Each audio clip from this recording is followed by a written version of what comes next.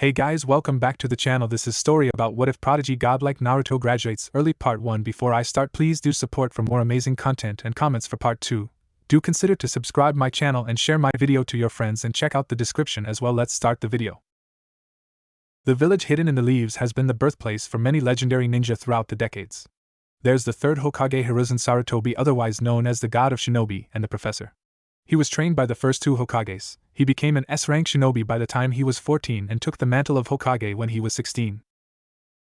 Then there was the legendary three ninja otherwise known as the Sannin, Orochimaru, Jiraiya and Tsunade, all having legendary skills and summons.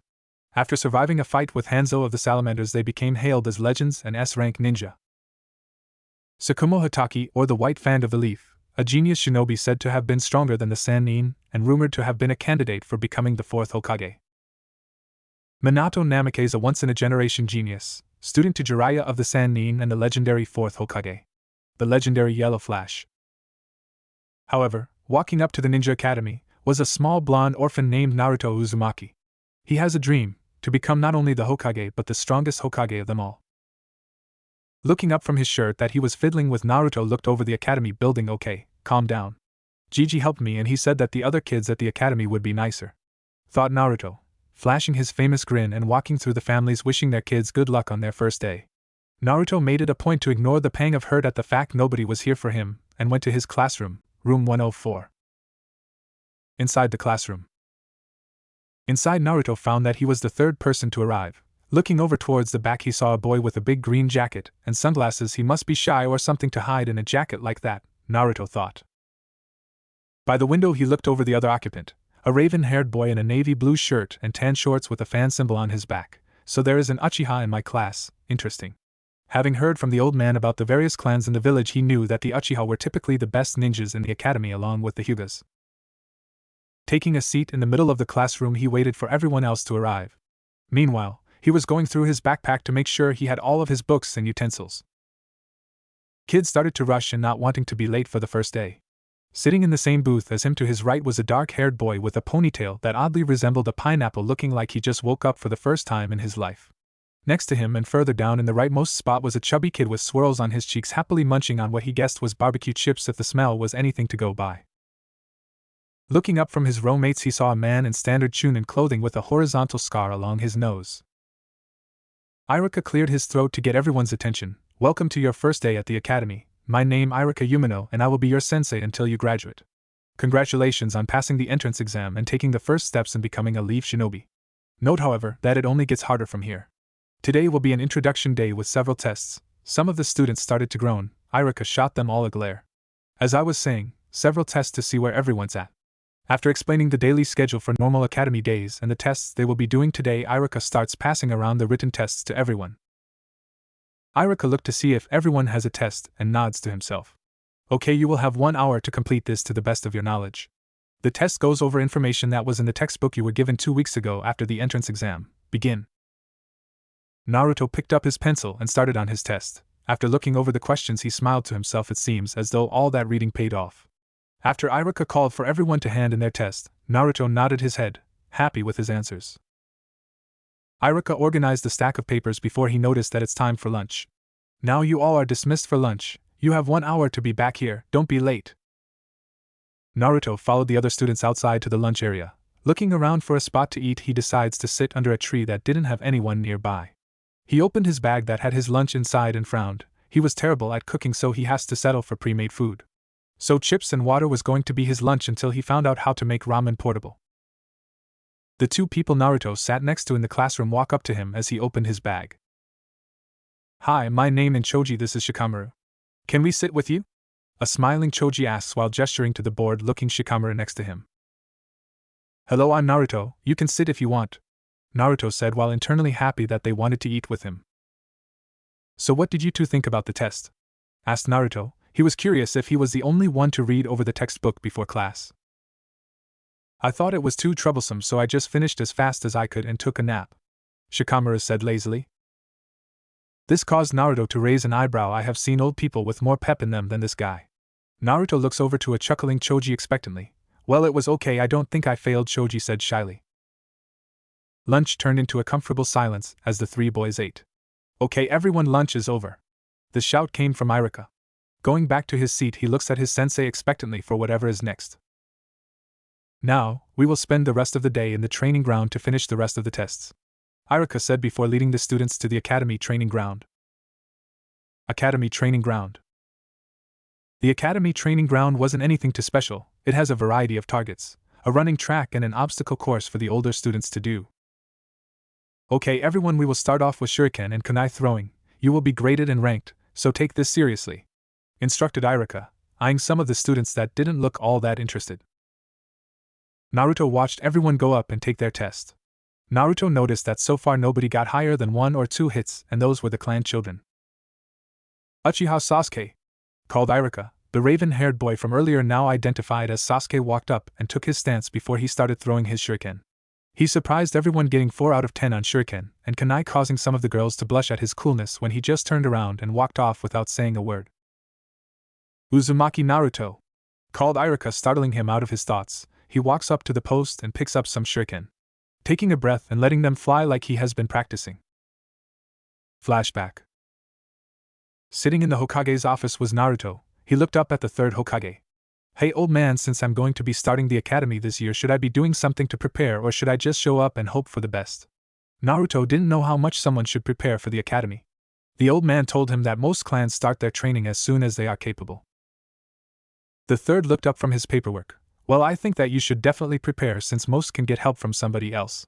Hiruzen looked at the picture of the fourth Hokage. It was tragic that this boy was all alone and not being trained or looked after by his parents. Instead, he was ignored for something that he had no choice over. Hiruzen took out a piece of paper and started writing on it. There are a few things you should have, signaling an ANBU in the room to take the paper. When you get home, there will be some books I know that will really help you, not only in the academy but as a shinobi in general, Hiruzen said to small smiling blonde. Naruto, happy with the response, got up eager to get home to practice, shouting a thanks old man before running out. Smiling in the small ball of sunshine, the third looked at the picture of his late successor again, and sighed. It should be you guiding him, not books. It should be you taking him to the academy, and cheering him on or wishing him good luck. I wish I could have switched places with you. Minato the third gains a determined look in his eye, but since you aren't here I may not be able to personally do anything for him right now. But I will give him all the assistance I can, and those books will be a perfect way to start hell if he is like you. This may count as training my new successor, thought Hiruzen. End flashback. Throwing the shuriken like he's been practicing, Naruto had a huge grin, having hit 6 out of 10 shuriken. Looking over at Irika-sensei, he sees a surprised look as Irika wrote on his clipboard. Naruto grabs the kunai and hits 6 tenths again. Happy at having the best score, he turned to look at the rest of the class. The guys were kinda put off at a kid being so much better than them, and the girls were all looking at him with awe. Beating Sasuke, who is an Uchiha, it's just unbelievable. He must be a prodigy. I know, beating an Uchiha on the first day. Plus he is kinda cute with the whiskers. Naruto blushed at the last one. He walked over to Shikamaru, who was eyeing him differently than before, and a frowning Sasuke who looked like someone just stole his candy. What did you think of that, Shikamaru? Not too bad, huh? Shikamaru just looked at him for another second before turning away, deeming the whose situation troublesome. Sasuke steps forward, not to be showed up by some nobody. Don't get used to it. I will beat you in taijutsu for sure, challenged Sasuke. He's going to be number 1 like his older brother before him. Naruto, grinning like crazy, looked at Sasuke. I don't think so. I have been training for the past few months, and I'm gonna be the best, said Naruto confidently. Sasuke just brushed it off and waited for the taijutsu spars to start, knowing with their last names they will be paired. He would show the nobody then. After what Irika thought was above average accuracy results for first day students, he flipped the page on his clipboard. Now we will start on the paired sparring. When I call your names, come up and get into your stance. All styles are permitted, family or otherwise. Watching the spars, or in his 2 new friends' case, mutual forfeiting, Naruto noticed one thing, that he could beat any of them. The book the old man gave him told him he should exercise daily and had katas for a taijutsu form he has been working on. Naruto, being smaller, knew he would have to be smarter, so he worked on the accuracy of his punches rather than brute force, although he liked to think he was pretty strong for his size. Uchiha Sasuke, Uzumaki Naruto, you two are up, Irika called out. He would never admit to favoring any student over another, but he was excited to see this match. Walking up to the ring, Naruto got into the loose stance for the style he's been practicing. Sasuke got into his stance, which Naruto noticed was a family style, and being from a prodigious clan like the Uchiha, it was most likely good. After hearing Irika shout begin, Naruto rushes in at Sasuke. Sasuke was taken off guard at how fast the blonde was. He barely avoided the punch to his face and went for a leg sweep. Naruto vaulted over Sasuke and kicked him in the back, making him tumble forward. Naruto uses the opportunity to rush Sasuke. Sasuke, who was regaining his balance from being kicked, rolled back to get to his feet and charged at Naruto. Both engaged in an impressive bout of taijutsu. Naruto saw an opening and sunk his fist into Sasuke's stomach, making him double over. Naruto follows up with a kick, knocking Sasuke back and onto his back, then rushes over and points a kunai in Sasuke's face. Enough! Winner Naruto! Called out an impressed Iruka. Walking back over to the class and Iruka-sensei, Naruto notices the girls and the guys were surprised that someone could beat Sasuke. The Uchiha are usually the best in taijutsu and Naruto took him down on the first day of class. Whispers were heard, man shuriken jutsu and now taijutsu, this kid has to be some kind of prodigy, no way he isn't. One civilian boy said to another, both nodding, wow, he beat Sasuke-kun so easily, what a guy. A blonde-haired girl in purple said to a wide pink-haired girl who was just nodding. Okay everyone, that is all for today, you can head home, the test results will be given back tomorrow, said Iruka, looking at Naruto a little longer than the others. Hokage's office. Iruka stood in front of the third Hokage going through his report. To be expected from a class with most of the clan heirs, they did better than average. However, one Naruto Uzumaki stood out from the rest. He scored 6 out of 10 on both shuriken and kunai and beat Sasuke Uchiha in taijutsu. Also, his test score on the written exam this morning was quite surprising in that he knew most of the material. The only person that came close was a civilian girl by the name of Sakura Haruno.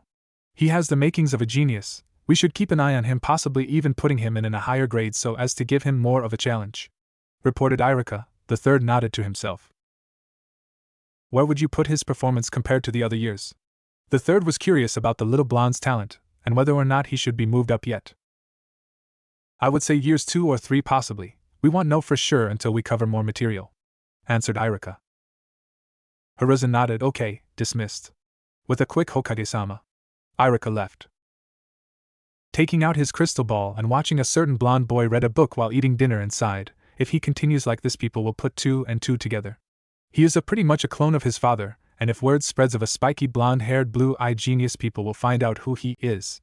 Which is something that would be a big headache should that spread to some other countries, IWA and Kumo in particular. I should classify his info and his parents' info on a much higher level to be safe. Good thing not too many people know anyway. The third took out his pipe and puffed on his glorious tobacco before getting back to work. Uchiha Head Family House. So Sasuke-kun, how was your first day? His mother asked him from across the table. She didn't get a chance to ask him earlier since he went straight to the training ground after he got home. I did okay, better than almost everyone in class, but there was this boy who was better than everyone else at everything, shuriken jutsu, taijutsu and most likely the written test as well, responded Sasuke. He was ashamed that he wasn't on top like his brother had been when he was in the academy. Who is this boy that is number 1? His father asked, which could be interpreted as ordered. His name is Naruto Uzumaki. He got 6 out of 10 in shuriken and kunai, and his taijutsu was faster than mine. Sasuke mumbles the last part, although they all heard it. His mother sent him a sympathetic look while also thinking about Kushina and her orphaned son sadly. Hearing a grunt, Sasuke looked at his father, who was looking like he was about to speak until his brother interrupted. Well, Sasuke-kun, you need to start training harder. It looks like you found someone who would be a good rival, said Itachi. Nodding, Sasuke looks at his brother. Can you help me train an Aisan? Sasuke pleads.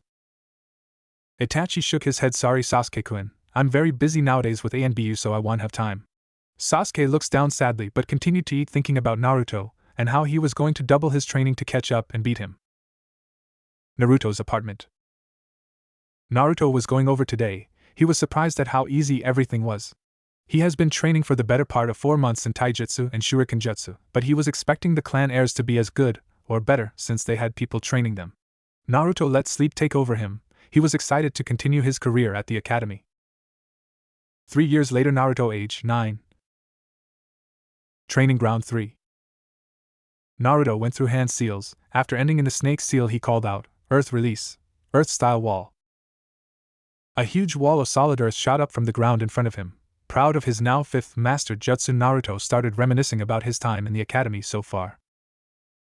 In the 3 years he's been attending the academy, Naruto has proven that he is in fact a genius. He's at the top of the class in taijutsu, ninjutsu, and genjutsu by a huge margin, so much in fact that he was able to advance to the final year. The third had been so proud he gave Naruto a scroll of 5 different ninjutsu. The third explained to Naruto that when he started his genin career under the second Hokage, he was given these very jutsu to learn. Naruto's shuriken jutsu has gotten to a level that stationary targets weren't even difficult anymore. He's starting to practice wire techniques, something that only the most skilled in shuriken jutsu learn. In taijutsu, Naruto hasn't learned any new styles. He still relies on the basic academy form, and the unnamed style from the book he was given from the third. Naruto has made alterations to both styles to fit his small, albeit average for his age, body. He changed the style to focus heavily on speed and counterattacks. Genjutsu Naruto can say he is the top of his class, but he doesn't know anything other than the henge. Naruto was disappointed to find that in the academy library, only genjutsu theory was covered. He would have to wait until he was a genin to make any headway in the illusion department. In ninjutsu, Naruto's most pleased with his progress. After receiving the scroll of jutsu from the old man, he added 5 new jutsu, which he has just mastered the last one. The others include the water release, jet stream. This jutsu has many forms, a wide cone of water to a concentrated stream, the more chakra the further the range. Fire release, flame bullet. This was a smaller version of the Uchiha's famous fireball jutsu. Wind release, wind bullets. Another chakra-dependent jutsu in that the more chakra fed into the technique, the more bullets produced, and the stronger they would be. Lastly is his favorite jutsu so far, lightning release, lightning stream. The user would extend 2 fingers after condensing lightning chakra and release it all at once in a stream. It was mostly a stunning jutsu, but with enough chakra and control it could pierce or even kill. Naruto was surprised that he was given such high-level material, especially for an academy student. The third responded that if they were in times of war, Naruto would have graduated already and could possibly be a chunin. Naruto accepted the explanation, not like he was upset at receiving new jutsu. Hokage's office. The third Hokage was watching Naruto train, taking a puff from his pipe and thinking of his favorite blonde. He is something else. I knew he would master all of those jutsu, but to get them so fast now with his reputation in the academy as a genius, most of the jonins want to train him. Though, I'm giving him to Kakashi, that will kill 2 birds with 1 stone. Naruto gets a jack of all trades sensei and can hopefully get Kakashi out of his funk. Yes, they will be good for each other, thought the third silently. Hiruzen heard a knock on his door, calling out for the person to enter. He waits to see who it is. In walks Kakashi Hatake, a tall man with gravity-defying silver hair. He wore the standard jonin uniform, but has a mask covering from the bridge of his nose down, and his headband is slanted over his left eye. He's also focusing on the orange book in his hands. You sent for me, Hokage-sama? Asked Kakashi, slouching in front of the Hokage's desk. Yes, I want to inform you that you will be taking a team this year, said Hiruzen before giving a file to Kakashi. Naruto-kun is graduating in 3 days. Kakashi, I know you want to train him, right? Asked Hiruzen. It honestly wasn't a question. Kakashi was going to be the sensei whether he wanted to or not. Hiruzen just liked to word things like that. Kakashi continued to read the file before responding. He is impressive, top of his class. I guess the apple doesn't fall far from the tree. Ever since Itachi there hasn't been an early graduate, said Kakashi. Yes, he was the last one. The fact was that with the way he turned out I wanted more children to enjoy their time as children. Naruto, however, he is a truly exceptional ninja, and he also doesn't have a clan pressuring him constantly, Hiruzen answered. Well, this could be fun, if that is all, Hokage-sama? Kakashi asked. The third nodded, waving his hand to dismiss the jonin. 3 days later. Classroom 213. Naruto waited for the instructor to call his name for the final part of the graduation exam. He was very excited. Finally, today is the day. I can't wait to start doing missions. I just hope that I don't get any of these fangirls on my team. That would be embarrassing. After moving up to the final year, Naruto found that a lot of the girls, if not most of them, started to have an infatuation for the blonde genius. They call him adorable or asked to pet his checks. They wanted to know if he purred when they pet the whiskers. Naruto could never hide the blush when he was asked that. Uzumaki, you're up, called the instructor from the other room. Walking into the room, Naruto was surprised to see Iruka there. Hey Iruka-sensei!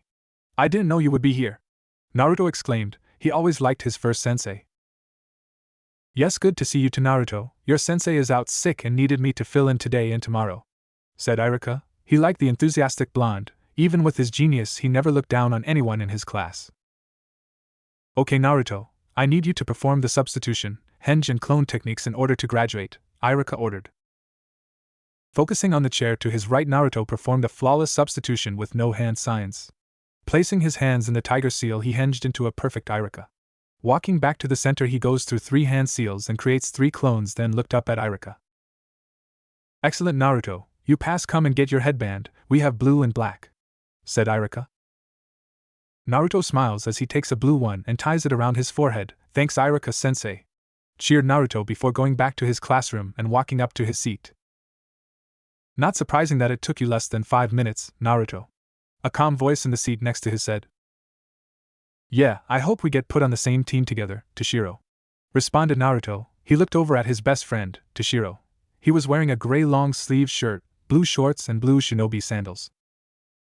Me too, you are going to be the rookie of the year, but we have worked well together all year so they won't spit us up, hopefully. It would be hilarious if we get one of your fangirls too though, laughed Toshiro. Naruto started grumbling about his embarrassing fangirls. He turned away from his friend to wait for Irika to come back in. Okay everyone, tomorrow you will need to come back here at 9 o'clock to receive your team. Class dismissed, announced Irika. Naruto and Toshiro were walking out of the academy when somebody bumped into Naruto. Turning around to see who it was, Naruto rolled his eyes. Great, it's this guy again, mentally sighed Naruto. It was a boy in a class 2 years below him. He was in a white shirt and black pants, he has shiny black hair and huge eyebrows. Oh. I apologize, Naruto-kun, I did not see you there. I see you have already graduated. Well, no worries, for I shall graduate in 2 years and show you that my hard work can surpass even your genius, declared the boy loudly. Yes, Lee, I hope you do. In fact, I will be waiting for you to try when you graduate. Now if you will excuse us, we are going to go and get some ramen, Naruto said, ending the conversation and before the inevitable challenge. Ever since the instructors started calling Naruto a genius, Lee was all over him trying to surpass him. The first 5 challenges were fine, but the following 20, Naruto was starting to get annoyed. Walking away before Lee can start yelling again, Naruto and Toshiro continued down the road to Ichiraku's. I have to say, if that were me back there, I would have just shut him down for good. He's starting to really annoy me. I can't imagine how you feel, Toshiro said, amused. Well, he's just enthusiastic, plus I hope he can be a good challenge, and it's not like he gets angry about getting beat, just more determined after losing, and I admire that, informed Naruto before entering the ramen stand. Ichiraku Ramen, Naruto's favorite place in the world, the best ramen he's ever tasted and the nicest people he's ever met. Not only is the food from the gods above, but old man Tsuchi has always been nice to him ever since he was small, and his daughter Ayame was like the big sister Naruto has always wanted. Ah, Naruto and Toshiro, nice to see you boys. Looking good with those headbands, congratulations on passing, Tsuchi said happily. Thanks, old man. I'll have some miso ramen with extra pork, cheered Naruto, mouth already drooling. I'll have a chicken ramen, Tsuchi-san, thank you, Toshiro said calmly. He's not as enthusiastic about ramen as his friend. Sure thing, boys, it'll be right up, Tsuchi called as he entered the kitchen. So, what do you want to do after we eat? Asked Toshiro. He didn't have any plans, so it was either hang out with Naruto or go home. I'm going to go to the weapon shop and maybe the shinobi library.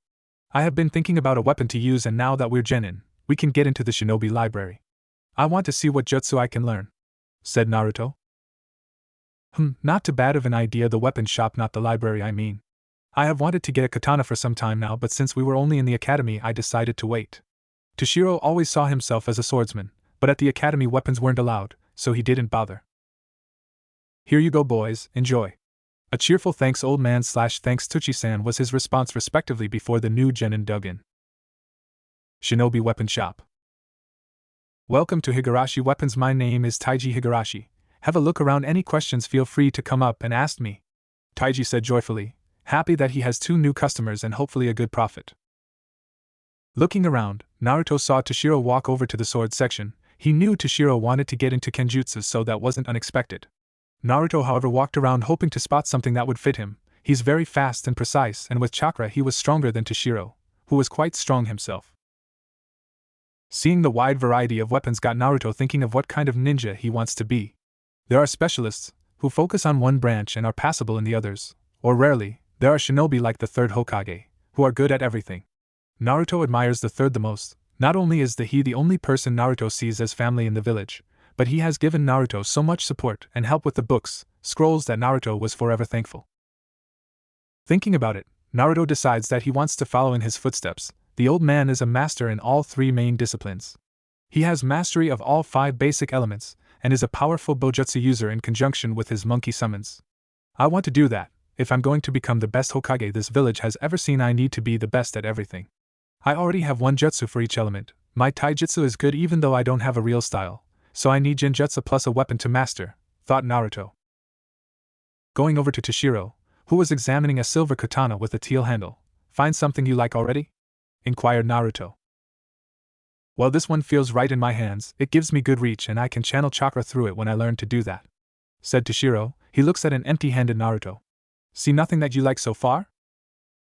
I was trying to find something I can use. I rely on speed and precision and didn't know what to pick, said Naruto. Humming, Toshiro looks around at all the weapons. Since you are trying to be so much like Hokage-sama, and with your skills, why not completely follow in his footsteps and get a bow staff?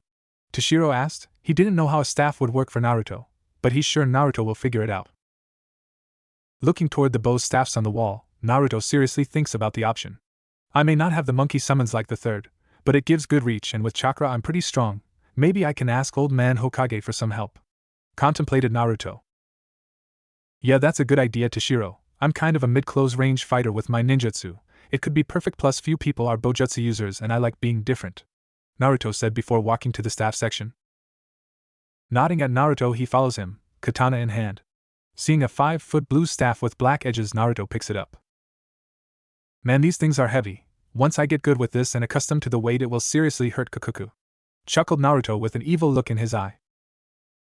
Might not have been a good idea to suggest the bow staff, since I'm going to be the unfortunate bastard that gets his ass kicked by him every day, thought a sweat dropping Toshiro, who was watching Naruto, who was hugging the staff and laughing maniacally. Both boys walk up to the counter to pay. I'll take care of both of them, Taiji-san, came a voice from behind the boys. Looking up from the weapons, the new genin see that it was the Hokage standing there with a smile. Hi Hokage-sama, your total is 10,000 ryo, said Taiji, the Hokage who without skipping a beat, paid for the staff and katana. The boys both bow in appreciation. Thank you Hokage-sama, both said simultaneously. Walking out of the shop with the Hokage, Toshiro thanks the old man again, who waves it off, telling him not to mention it. Well, Naruto-kun, looks like you picked a bow staff to use as your weapon. In my own humble opinion, that is the best weapon around, said a smiling third Hokage. Yeah, old man, I have always intended to use a weapon, not just taijutsu, and decided on the staff. I may not have the monkey summons like you, but I think I will do well with this, responded a grinning Naruto, gesturing to his new staff. Well, just so you know, Bojutsu has been a part of my clan for generations, although in recent years the Sarutobi clan isn't as big as it once was. My son doesn't use a staff or my summons, and my grandson is too young to really decide what kind of ninja he wants to be, Hiruzen said, not showing the pain from the fact that his son wanted to distance himself from Hiruzen as much as possible. So if you want to learn my Bojutsu style, I would be happy to give to the lower level scrolls to start you out on.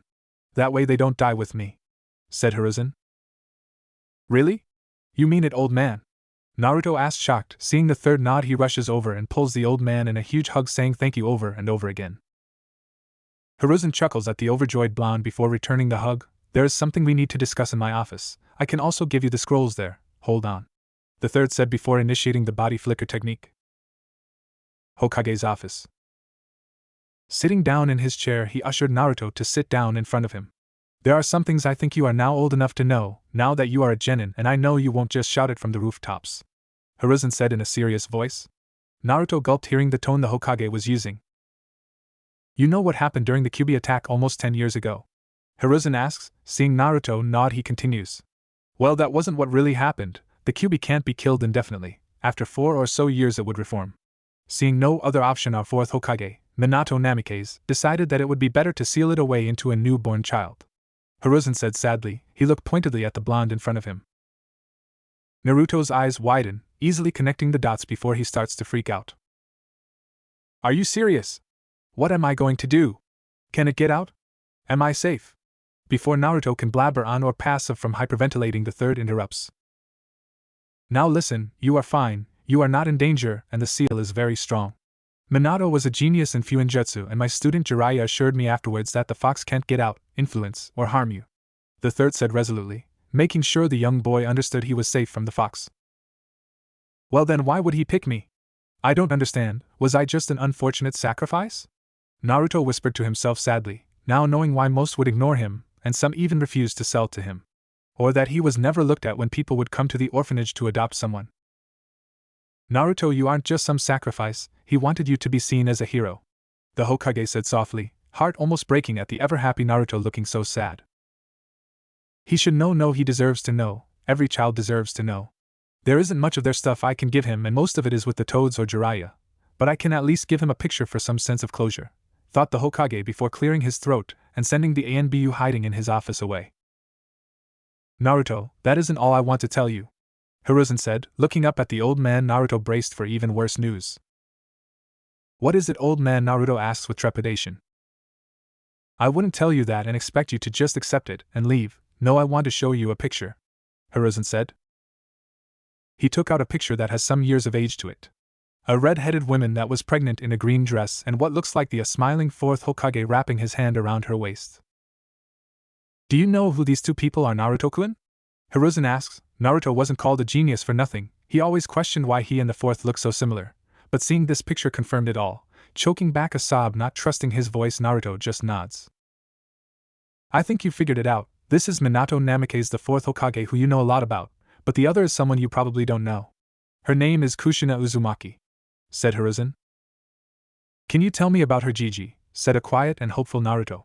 The old Hokage's eyes softened at the blonde. Hearing Naruto call him that reminded him just how small and lonely he really is under the ever-joyful attitude. Sure, Naruto-kun, she was a very fierce and powerful kunoichi. Extremely loyal to her friends and not to mention a bit of a tomboy.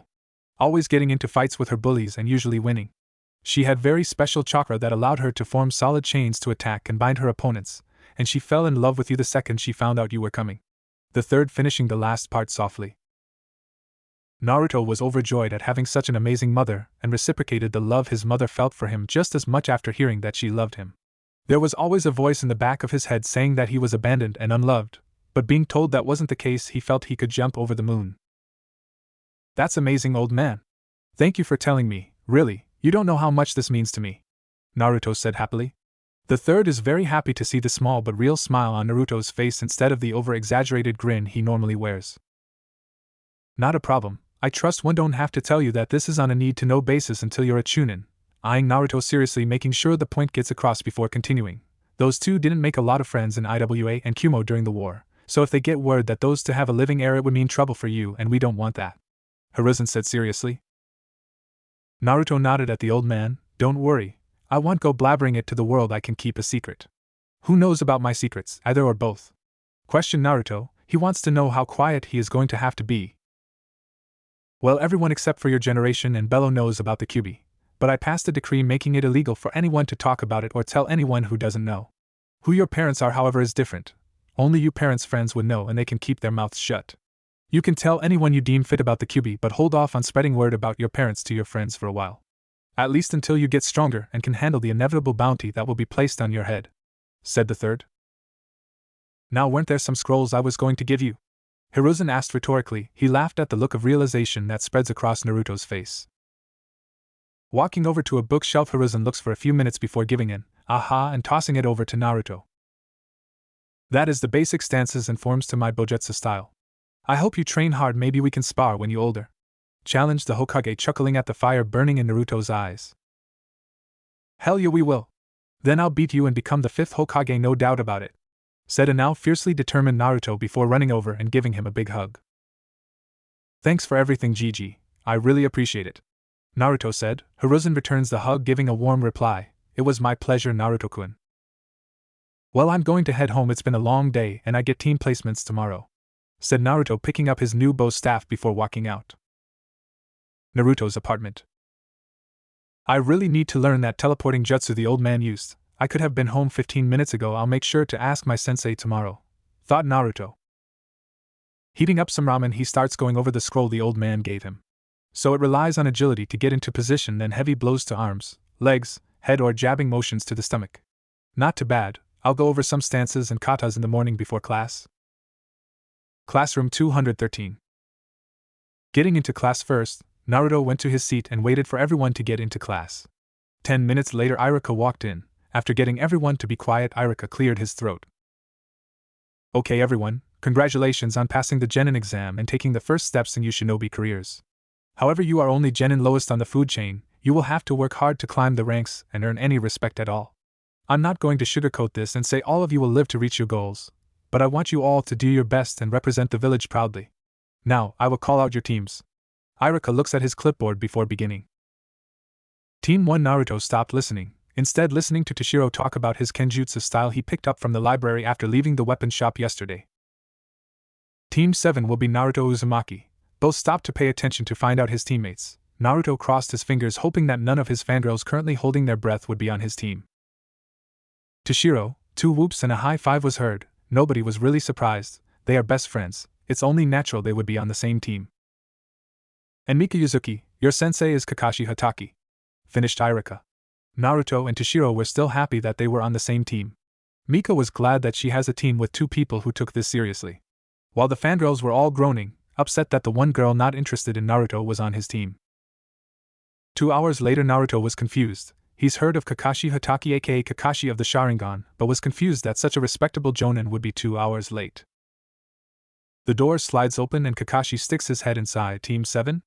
You guys look like a nice bunch, to the roof my cute and hopeful genin, said an eye smiling Kakashi, before disappearing in a poof. Man, I really want to learn that jutsu. All 3 genin thought simultaneously before rushing out. Academy roof. Looking over his cute little genin, Kakashi starts to eye them. These 3 are going to be a good team. Naruto can be close, mid, or even long range. Toshiro is up close with his katana and Mika has that tanto I'm sure Yugao has taught her to use. Okay, you 3, I want you to introduce yourselves. Likes, dislikes, hobbies, dreams, and something you want to start training or get better at, said Kakashi looking up at the 3 expectantly from his orange book.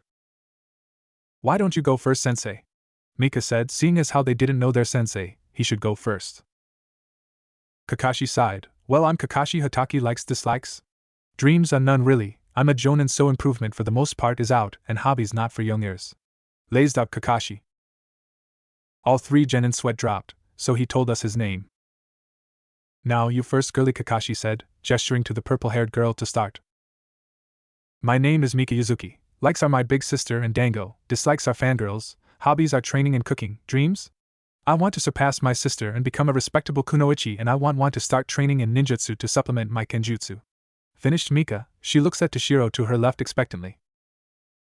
My name is Toshiro. My likes are training with Naruto and swimming. Dislikes are loud people or those from clans who look down on orphans. Hobbies are training and reading. Dreams are to enter the ANBU and become a captain, and I want to start to training kenjutsu with my new katana and learn my affinity, stated Toshiro calmly. Naruto continued. Name's Naruto Uzumaki. Likes are kicking Toshiro's ass, dodging a swing at his head and continuing without missing a beat. Dislikes are people who judge others without getting to know them and people who call me short. Hobbies are learning new jutsu. Dreams are to become a powerful ninja and the best Hokage this village has ever seen. Something I want to train is Bojutsu with my new staff and start learning Genjutsu. Finished Naruto. Okay, tomorrow you 3 are going to be given a survival exercise. If you pass you will become official genin, fail and you go back to the academy. This test has a 66% failure rate, so don't get your hopes up, Kakashi said, making the 3 start to sweat. Meet me at training ground 7 tomorrow at 7. Kakashi starts to walk off before he stops and turns to them. Oh, you might want to skip breakfast otherwise you will puke. Bye, Kakashi said before using the body flicker technique to leave. All 3 just look at the spot he was before he left. Naruto just sighed. Well guys, tomorrow is a big day, see you there. Oh, I'm still going to eat. I suggest you do the same. If he makes me puke I'll just puke on him. See ya tomorrow, Naruto said before jumping away. Naruto's apartment.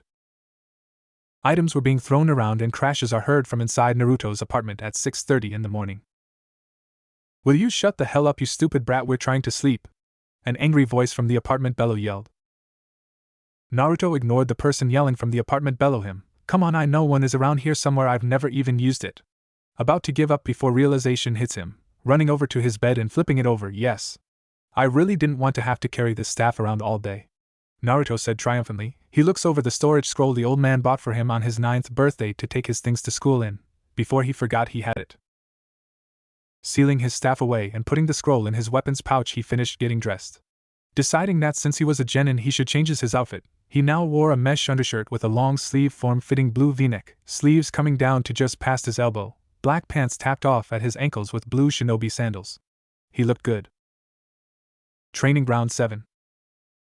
Arriving at the training ground, he's surprised to see that both his teammates are there and his sensei isn't. I'm getting the strangest feeling that this is a recurring theme with Kakashi-sensei, thought Naruto. Naruto walked up to his teammates. He noticed the change in both of their outfits. They both must have had the same idea regarding clothes as him. Toshiro has his headband secured on his forehead to hold back his white spiky hair from going into his eyes. He is now wearing a teal scarf matching the handle of his katana that is diagonal across his back, sticking out over his right shoulder, gray short-sleeved shirt, and black A&BU style pants. Mika had her purple hair in a ponytail with two bangs framing her face with her headband secured on her forehead, wearing a light brown shirt, black spandex coming down to right above her knees, fingerless gloves, and her tanto was horizontal right over her weapons pouch.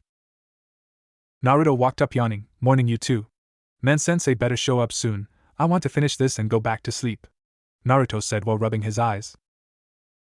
Snorting, Toshiro looked over at the blonde. You better get used to it, we're ninja now, we're not always going to have a full night's sleep. That's probably why sensei wanted us out here this early, to show us what it's like to work while tired, Toshiro said in an instructing manner. Not hearing or just not responding, Naruto turned to Mika. So, what is your fighting style? Toshiro and I have been sparring together for a while, so we need to know about you, Naruto said with a smile. Mika looks down to think about it for a minute. I'm close range. My tanto is my primary means of attack and I know the 3 academy jutsu, summarized Mika. Naruto hummed, well, I am close to mid-range. I have a variety of ninjutsu and my taijutsu is good, plus I'm starting to learn bojutsu with my new bow staff. Toshiro here has the academy jutsu and is okay but worse than me in taijutsu, ignoring Toshiro's call of ugh you. Before continuing, and just got the katana the day before yesterday, same as me with my staff, Naruto finishes. Mika looked at him for a second blankly. So where's your staff anyway? Did you not want to bring it? Mika asked. Naruto tilts his head to the side before realization hit him. Oh. I have it sealed in a storage scroll right here. I didn't want to constantly carry it around, so I sealed in here, Naruto said, gesturing to his pocket where the scroll was. Toshiro, not caring about the scroll conversation, decides to interrupt. How do you two want to handle this test? Should we make a plan? Toshiro asked Naruto, more so than Mika, knowing he probably has a plan already, or in the works. I have been thinking about that myself. Since we don't know what the test is other than that it's a survival exercise, we can't really plan or set traps. It might not even be here. That's why I wanted to share our skills ahead of time, Naruto said, looking at the two to see if they had anything to say before nodding. Man, he sure likes to take his time, not too much longer probably. 2 hours later. Kakashi walked into the training ground looking at his little genin. Sorry guys, I was on my way here but I got lost on the road of life, Kakashi said with a nice smile. Toshiro and Mika were not amused with his excuse and sent him a glare. Naruto, just sweat drops. This is Kakashi of the Sharingan? Naruto thought. Okay. Now since you three are 2 hours late, looking confused at the 3 cries of outrage before shrugging, you only get 1 hour to secure these bells. Whoever doesn't get one fails, said Kakashi before pulling out an alarm clock from his pocket. Strange, he didn't have it before. But sensei, you only have 2 bells, how do all of us pass? Asked a confused Mika. Oh, that's simple. The one or most likely all 3 who failed to get a bell gets tied to a post and goes back to the academy, informed Kakashi, taking delight at their shocked faces. Naruto thought about that. That doesn't make sense. Most begin. All 3 dash away to a hiding spot. Kakashi looked around. At least they know how to hide. Walking to the center of the training ground and taking out his book to wait. No rush, they have to come to him anyway. Naruto watched Kakashi take out his book, seemingly not caring what any of them do. Something is definitely off. No teams have just 2 genin and a jonin. Something is up, he wants to separate us, Naruto thought triumphantly before dashing off to find his team. Mika watched her sensei while trying to think of a plan of attack. Why is he just sitting there? And why is he reading that smut in public? Mika thought, outraged before shaking her head. I should just wait for one of the other 2 to attack while he is distract dash. Psst, Mika. Mika jolted up in surprise before she turned around to see Naruto. What are you doing here, Naruto? Mika whispered. Crawling over to her, I had a thought. Why is he only letting 2 of us pass? Seeing her raise her eyebrow, he continued, because it's a trick. He wants to split us up. No way individually do we stand a chance. It's about teamwork, not if we can get a bell, Naruto said with a smile. Realization dawns on her face before turning to Naruto. What do you think we should do then? Mika asked. Taking a second to think, he narrowed his eyes. First thing is we need to get to Shiro. I want you to do that while I attack and distract Kakashi-sensei. Both of you wait for an opening, then take him from his blind spot, which is pretty big seeing that he is only using one eye," Naruto said. Seeing her nod, he dashed off. Kakashi is enjoying his book without a care in the world. If his genin decided to quit, no skin off his back. Sensing an attack, he turns around only to be hit by a barrage of shuriken and kunai.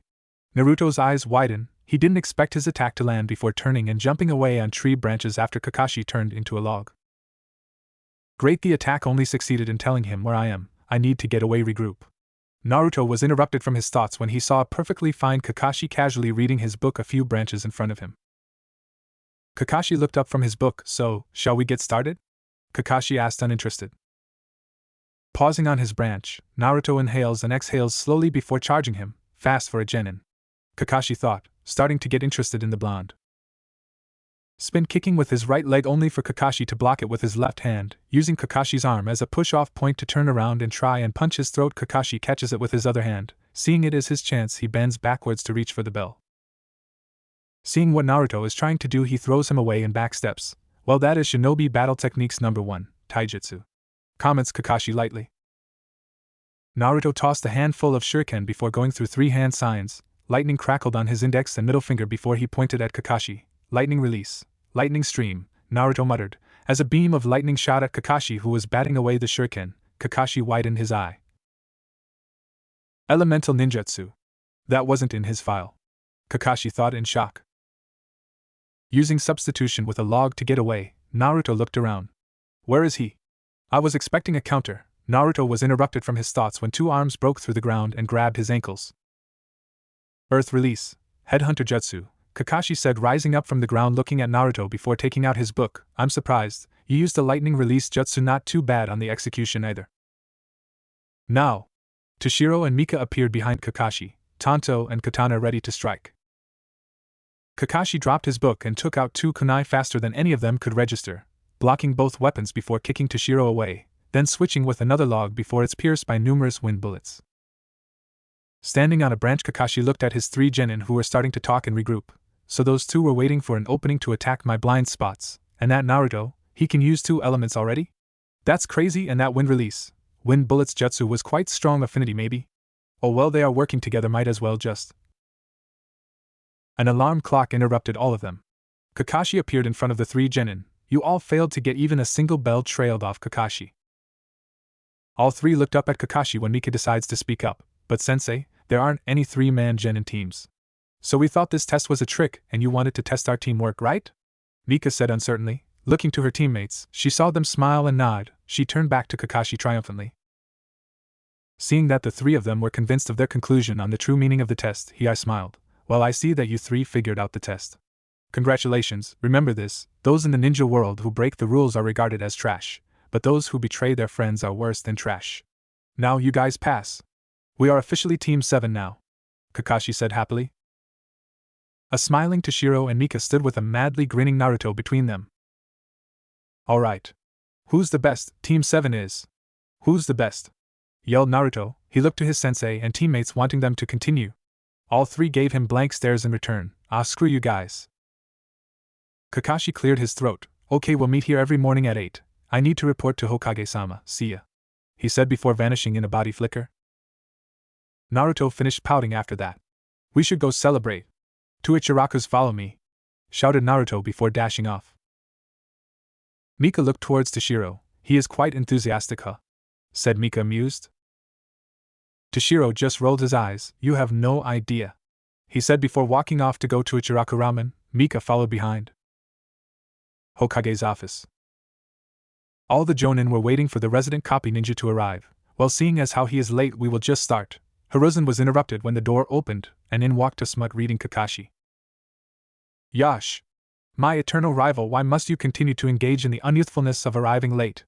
Guy exclaimed. Everyone can practically hear the capital letters when Guy spoke, or rather shouted. The thirds puffed on his pipe. "Nice of you to join us, Kakashi." Looking up from his book, Kakashi rubbed the back of his neck. "Sorry, Hokage-sama. I was on my way here when I saw something shiny. I followed it around for a while before tackling it, only to discover that it was a balloon. But I landed under a ladder and broke a mirror, so I had to walk counterclockwise around the village to find a black cat to toss over my right shoulder into a pile of salt so I didn't get bad luck." said Kakashi, so genuine that it could be interpreted as true by someone who didn't know him. Nobody could bring their mouths to move. Kakashi had finally said an excuse so ridiculous that nobody could bring themselves to even glare. They just turned back to the Hokage, trying to forget the entire thing. The Hokage cleared his throat. Right, well, let's begin starting from 1. What are the results? Hiruzen said, wanting to get the meeting back on track. Team 1 pass. Team 2 fail. Team 3 pass. YOSH, Team 4 has unyouthfully failed. Team 5 fail. Team 6 pass. Kakashi looked up from his book at the expectant faces. What, oh right, Team 7 pass. To say that everyone was surprised would be an understatement. Kakashi never passed a team, no matter how promising. A bearded jonin smoking a cigarette walked up to him. Isn't that Uzumaki kid on your team? Yeah, I would have passed him too. Someone like him doesn't come around very often. The bearded jonin commented. Kakashi frowned at the snorts coming from some of the other shinobi after hearing Naruto's name. He looked at the smoking jonin. I would have failed him just the same should he have failed my test, Asuma. Although, I might need your help with something. He used a wind jutsu during the test and I suspect it is his affinity. Kakashi said, unusually serious. Asuma raised his eyebrows in surprise. All of that was surprising. He used a wind jutsu? Where would he even get that? Plus a wind affinity here is quite rare. Wanna give him to me? Asked Asuma, hoping that he could teach a fellow wind user. Kakashi, also wanting to know those things, looked to the Hokage. I was wondering those things as well, Hokage-sama. Not only the wind jutsu but also a lightning jutsu as well. The surrounding jonin were busy picking up their jaws when the Hokage responded. I gave him a scroll during his last year of the academy containing a low-ranked jutsu for each element. My sensei did that to me when I was younger than Naruto when he noticed that my aptitude for ninjutsu was quite high. I decided to do that for Naruto, suspecting that he was similar to me in that regard. I was right, he mastered the last one about a week ago. The third explained, giving all of them a look, daring them to tell him he shouldn't have done it.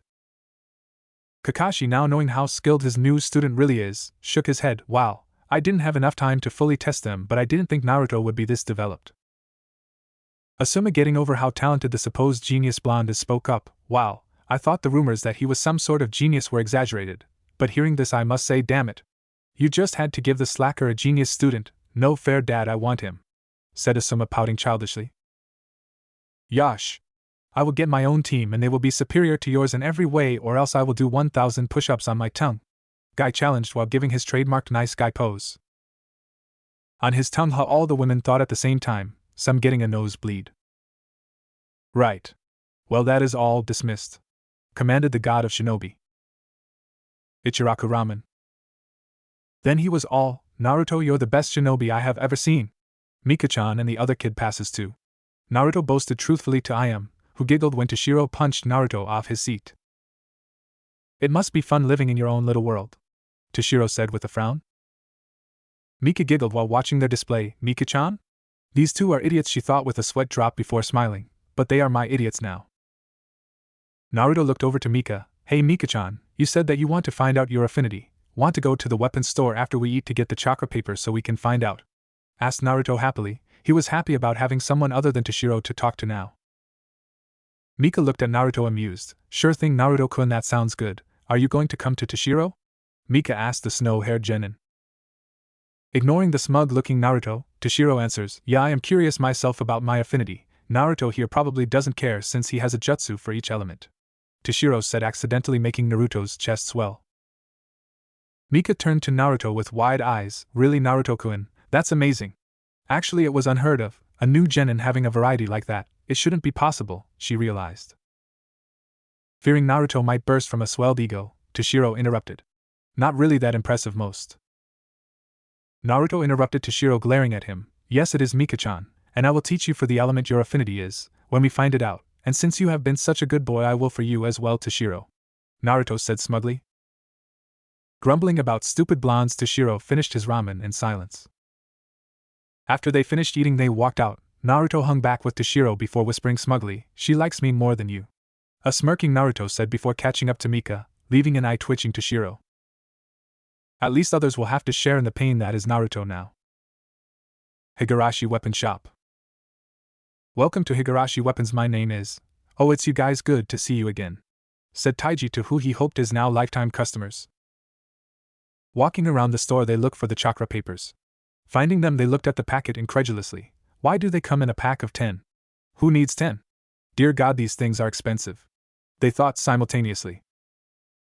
Exiting the shop, the three stopped to open the package. I see you guys went ahead and got some chakra paper. You know, the Hokage just told me some interesting things about you, Naruto, regarding your ninjutsu, said Kakashi, standing behind them like he has been there the whole time, causing Mika to jump.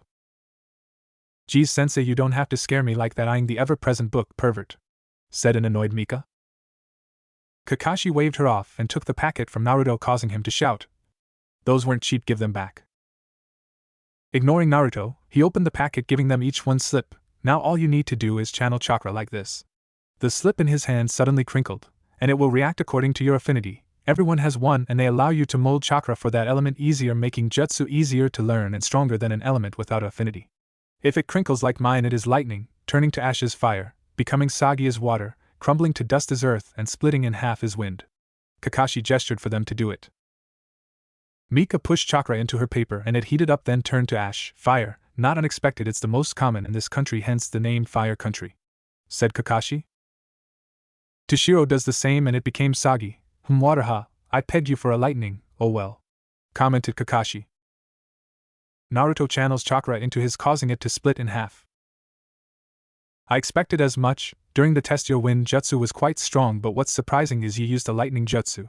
From what I saw, it wasn't weaker like one would expect from somebody with the opposite elemental affinity. Okay, my cute genin, tomorrow we start Kakashi's training montage number 1, said a cheerful Kakashi as he walked away with an eye smile. A what? They all thought before Naruto blinked. That bastard stole the chakra papers. Hey! Get back here! I paid for those and I'm gonna keep them, Naruto shouted at his sensei, who he couldn't even see in the distance. Naruto started walking in the direction of his apartment, mumbling about stupid thieving senseis. 2 months later. Over the past 2 months, Kakashi has been training his team and taking D-rank missions. They have improved greatly. Naruto continuing to improve at a rapid rate. His learning curve was just ridiculous. Mika and Toshiro were learning at a good pace themselves. Kakashi decided that they all need to work on chakra control before he taught them any new jutsu, so he taught them the surface clinging technique and water walking. Naruto surprised him greatly in that his reserves were very large, but his control is still good enough. When Kakashi asked him about it, Naruto told him he has been training his control since he was 6 from a book the Hokage gave him. After constant nagging, when their control got to his liking, Kakashi taught them the body flicker technique. Mika and Toshiro started to constantly spar, trying to get their kenjutsu skills up. Mika would ask her sister to come by to help sometimes.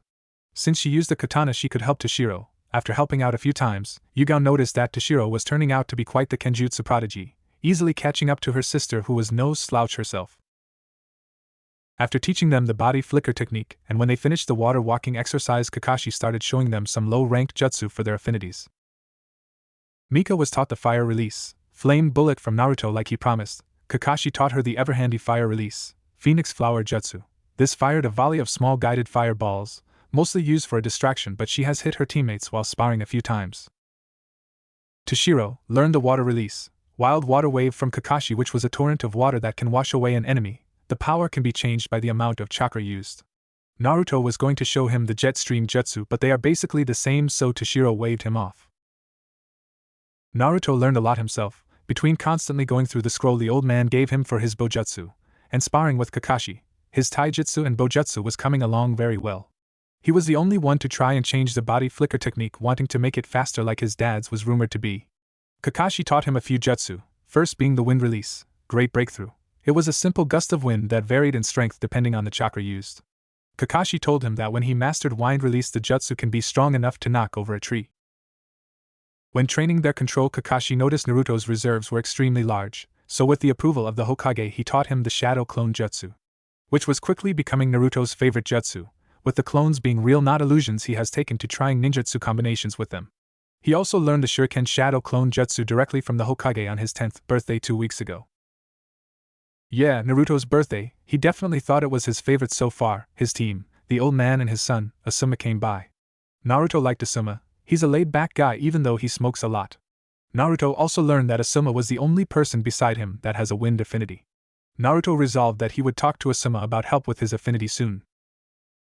Kakashi improved the most in his team's opinion, only showing up an hour and 45 minutes late instead of the typical 2 hours. Mission assignment desk. Walking into the office was Team 7, Kakashi reported in, mission complete Hokage-sama, handing the Hokage a scroll. Puffing on his pipe before humming, yes, well that makes an impressive 37 completed D ranks. Good job, said the Hokage before going through the D rank mission scroll. Okay, we have weeding at Counselor's Garden. No, murmured Naruto lowly. Walking some dogs. No, Naruto said a little louder. Catching Tora again, which is a high priority mission, said the Hokage. No. Kakashi thought about them. Well, all of them sound great, I'm thinking. No. I can't take it anymore. 37 of these awful things. If I don't get a real mission, I'm going to freak the fuck out, Naruto yelled with a crazy look in his eye. Toshiro and Mika looked at him with blank faces. If he didn't do it, I would. They both thought simultaneously. Well, Kakashi, what do you think, are they ready? The third asked Kakashi. Kakashi let out a breath. Finally one of them breaks. I was a few away from freaking out myself. Kakashi cleared his throat looking at the Hokage. I believe this team is more than ready despite the impatient blonde. Kakashi, I smiled at a glaring blonde. Well then let me see, the Hokage said, going through the C-rank scroll. Ah, here is an escort mission to Suna for a merchant, perfect for a first C-rank. The Hokage said, tossing a scroll to Kakashi, who caught it. Okay, my minion. Students, meet at the front gate in 28 minutes, pack for 2 weeks. The genin's sweat dropped at oddly precise amount of time from the chronically late man before leaving to get ready. Kakashi stayed behind to talk to the Hokage. So, what do you want me to do while I'm in Suna? Questioned Kakashi, looking underneath like he constantly told his students to do. Hiruzen puffed on his pipe before replying, Jiraiya has informed me of a decline in missions and that their daimyo has also started to cut their funding. I want you to see if you can find a reason this might be happening and whether or not we might have a problem with them in the future. Third Hokage commanded while refilling his pipe before lighting it with a small use of fire chakra. Dismissed. Somewhere in Tano Kuni.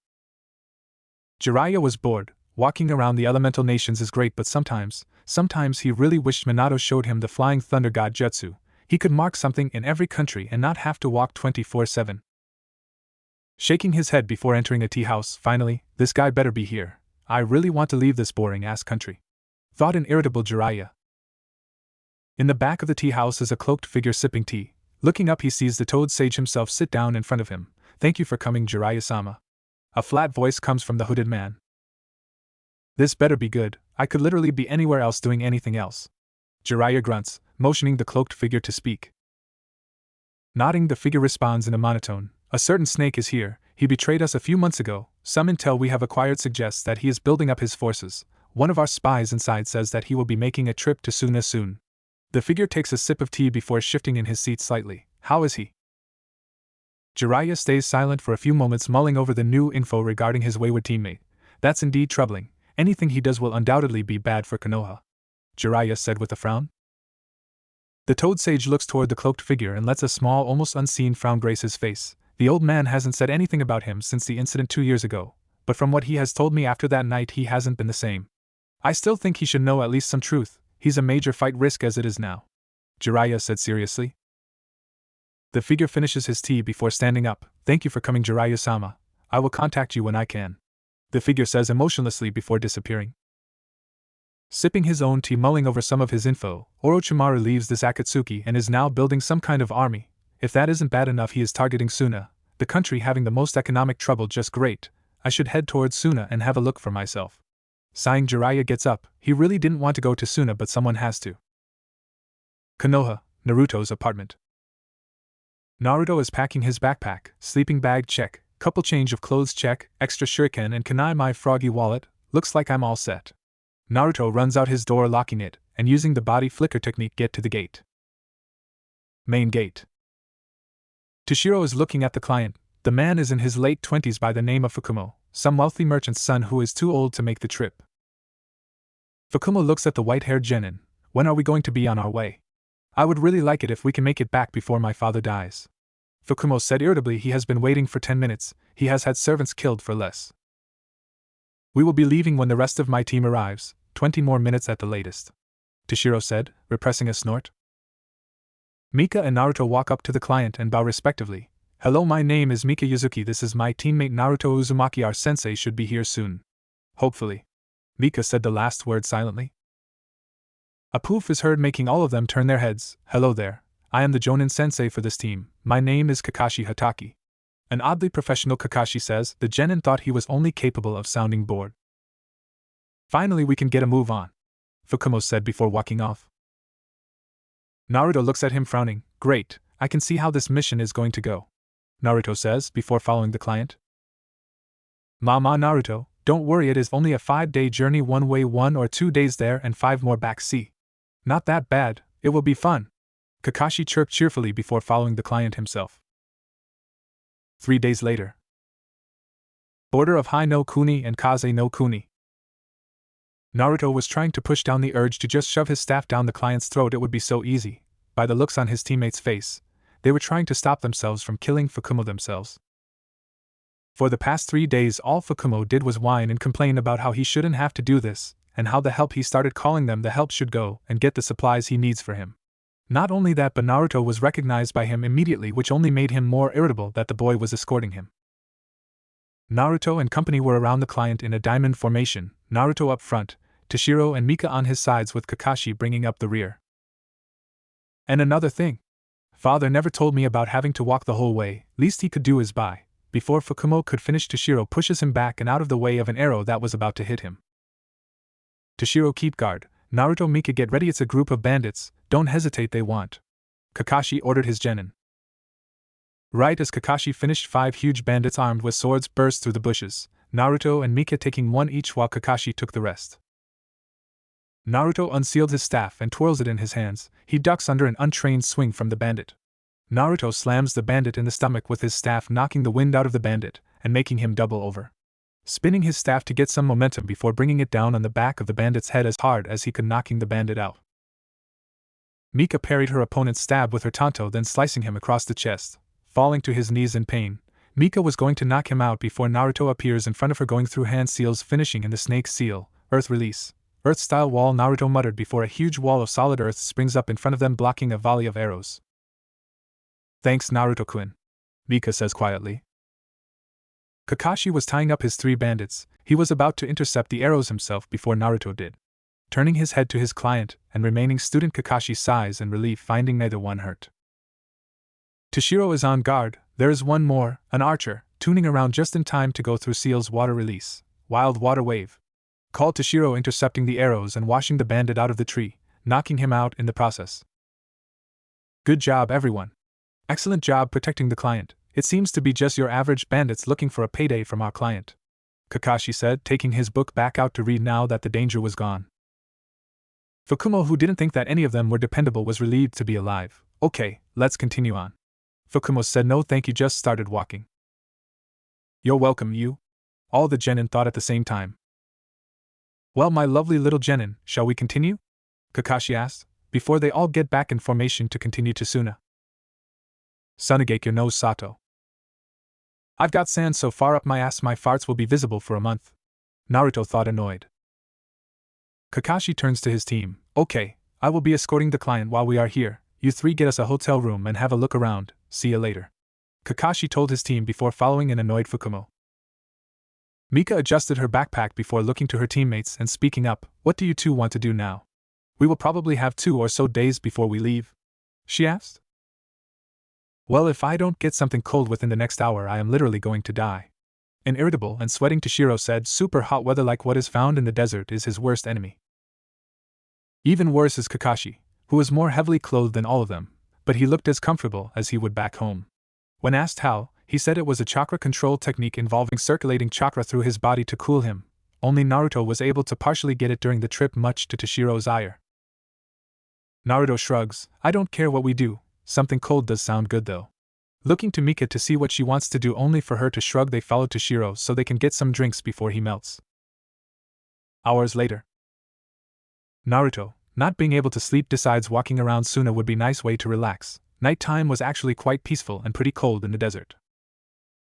Getting a strange feeling, Naruto turns around to come face to face with a boy around his age with a tattoo of the kanji for love on his forehead and dark circles around his eyes, giving Naruto a look that he really didn't like.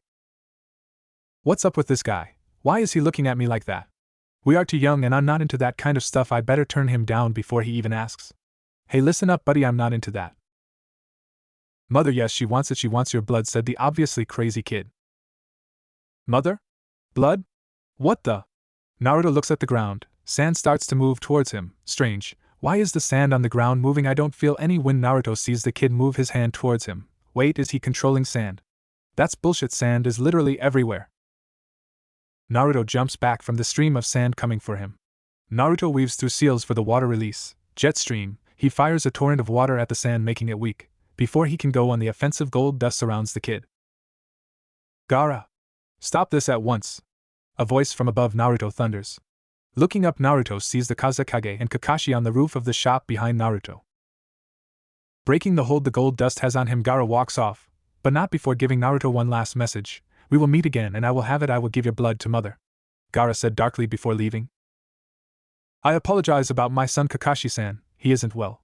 Apologized the Kazekage, handing Kakashi a scroll. Give this to Hokage Dano when you return, thank you. The leader of Suna said before disappearing in a whirl of gold dust. Naruto jumps up to Kakashi. That was weird, he felt strange, really strange, and Naruto puts his hand to his stomach over the seal. I think that kid is a Jinchuriki like me, Naruto said lowly. Widening his visible eye, Kakashi looks at Naruto. Are you sure? That could also be the magnet release Kekkai Genkai. Naruto shook his head. No. I'm sure, that strange feeling, it was definitely coming from my seal, he's a Jinchuriki. Naruto said confidently and more serious than Kakashi was used to seeing Naruto. It reminded him of his sensei. Kakashi wanted to change the subject. Anyway, let's get a good night's sleep. Fukumo-san got everything he needed, so we will be leaving ahead of schedule, Kakashi said, both using the body flicker technique to go back to the hotel. 5 days later. Hokage's office. Congratulations on your first successful C rank. Your client had nothing but the best praise for all of you. Third Hokage congratulated. Team 7 all have sweat drops on the back of their heads. He didn't sound like he was thankful during the trip. They all thought simultaneously. Naruto head snaps up. I just remembered something. How are there rumors that Suna is losing funding if their Kage literally attacks with gold? Naruto asked incredulously. It had been bothering him since he saw the stream of gold dust. He was tempted to scoop some up. The third and Kakashi both shrug out a who knows. Okay, you three, head to Ichiraku's. I'll meet you there in a bit to celebrate our first successful C rank, Kakashi told his 2 genin. Naruto left when the word Ichiraku was said. The third told them, making the rest of the team sigh as the Hokage gave out a chuckle. After the other genin leave, Kakashi turns to the Hokage. I have some interesting info regarding Suna's Jinchuriki, Kakashi said, making the third lean in seriously. He is very unstable and has been corrupted by the Biju, referring to it as mother, going as far as attacking Naruto when he saw him, Kakashi reported. Did he identify Naruto as a Jinchuriki? Asked a worried Hiruzen. They really didn't need that getting out. Kakashi shook his head. No, he didn't say it, but if he did know, he won't tell their Kage. He doesn't appear to follow orders, only really doing what he wants, said Kakashi. The third sighs in relief. Good, I don't want that known. We have kept it tight-lipped after I passed my law. That also might explain the lack of faith the Wind Daimyo is feeling toward them. If their leader can't control their strongest weapon, it makes him look weak and unreliable. The third Hokage said. He didn't like referring to Jinchuriki as weapons, but Suna's obviously is one. Waving his hand, the third dismisses Kakashi. With the news Jiraiya just sent me about Orochimaru, then learning of an unstable Jinchuriki, I see why he is targeting Suna. Something big is coming. The third lets out a sigh. I need to start training more often now, so when we get attacked, I want to be in top form. There isn't anyone yet who can replace me since Jiraiya won't do it, and Tsunade, not sure how I would feel about her leading her will of fire, has been extinguished. The third thought sadly. He wished he could help his female student, but she didn't want help, she wanted to feel bad for herself. Looking down on his desk at the larger-than-normal stack of paperwork, a few pieces of paper stick out. Most importantly is the Chunin exams in 3 months. Every 2 years Konoha hosts it. However, the request from IWA and Kumo is most troubling. Why would they want to send a team? The Hokage thought. Gonna be an interesting exam for sure, since Naruto will undoubtedly be in it. Ichiraku ramen tea. I mean, the look in his eye was really strange. I am Nachan. I thought he was going to come on to me or something. But thankfully he only wanted to kill me. Much easier to deal with than some guy coming on to me. It's way less awkward, Naruto said while stuffing his face with ramen. A giggling Ayam looks up from her magazine. Well, I'm glad you three had fun and are alright. What are you going to do now? Toshiro decides to speak up before the blonde can. Probably train a lot more. We have proven that we can handle a C rank, so we should get more of them now. Toshiro said. He wants to continue training with his water affinity. Kakashi sat down next to Mika without making a noise. Right you are, Toshiro. Pausing so Mika can yell at him for scaring her. We are going to train a lot more and take a few more missions, and in 3 or so months I'm going to test you guys, said Kakashi before ordering some ramen for himself.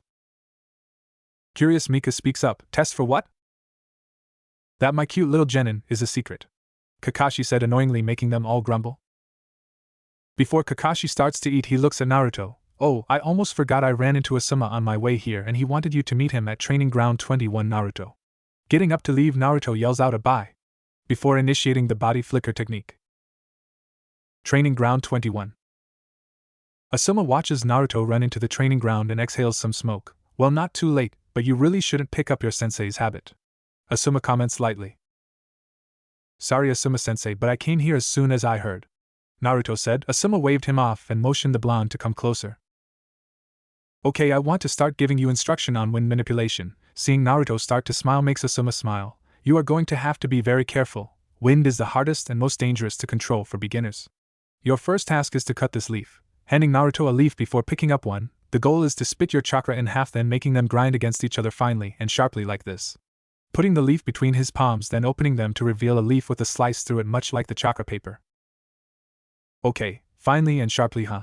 Naruto said before putting the leaf between his palms and concentrating for a few minutes to reveal a leaf with a cut through a fourth of it. Wow, I didn't expect you to get it that quickly. Every time you cut it even a little, pick up a new leaf. The objective is to be able to cut the whole leaf in one go, instructed Asuma. 4 hours later, sat an astonished Asuma. 4 hours? Wow, you really do pick things up fast. It usually takes days for someone. A really slow person could even take months, hell, years even, said an astonished Asuma. Naruto grinned at the praise. Thanks, Asuma-sensei. I really want to master wind as fast as I can so I can move on to the next element, said a determined Naruto. Admiring the determination. Well, the second step is much harder, but not that necessary, only for really high-level jutsu that I never even needed to use. So I would suggest moving on to another element if you think you are up to it. I heard about what my dad said about your skills, by the way. Learning a jutsu and mastering an element are two very different things, Asuma told the blonde. Just so I know, what is the next level of wind manipulation? Asked Naruto. Asuma gave Naruto a grin, splitting a waterfall in half. Asuma said, enjoying the shocked look. Blinking a few times before narrowing his eyes with a frown. Where even is a waterfall close to here? Asked Naruto. That's why I was saying you should move on. It isn't completely necessary, but if you master earth and water, you could make a waterfall yourself to do it, said a smirking Asuma. While I'm here, I can give you the first steps to each element, which you have probably figured out.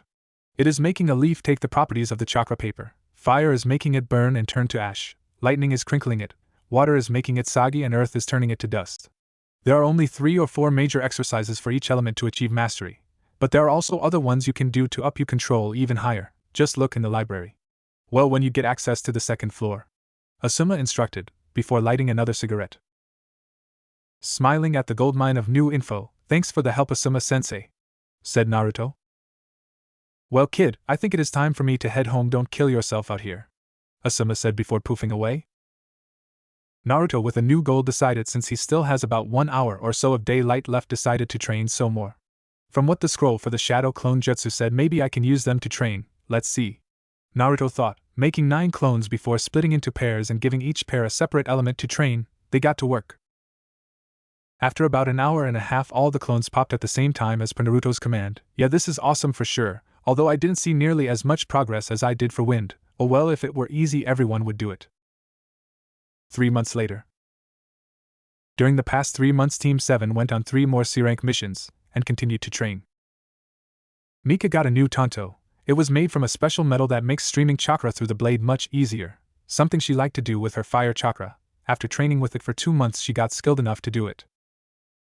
On the jutsu front, she continued to train her control so that she can do higher level jutsu. So far, having enough control and chakra to learn the fire release, Grand Fireball Jutsu. Also having the necessary control to learn the Shuriken Shadow Clone Jutsu. Physically, she was very flexible, much to her teammates' annoyance. When a pretty girl starts showing off her flexibility, you want to watch, not fight, and she knew that. Toshiro has been continuing to train with Mika and Yugao whenever he could. He was starting to get noticed for his talent with the sword, some calling him a Kenjutsu prodigy. Ninjutsu-wise, Toshiro was trying to finish the second level of water manipulation, which is touching a body of water, preferably a lake, then making a whirlpool the size of the lake and shrinking it until it is the size of your palm.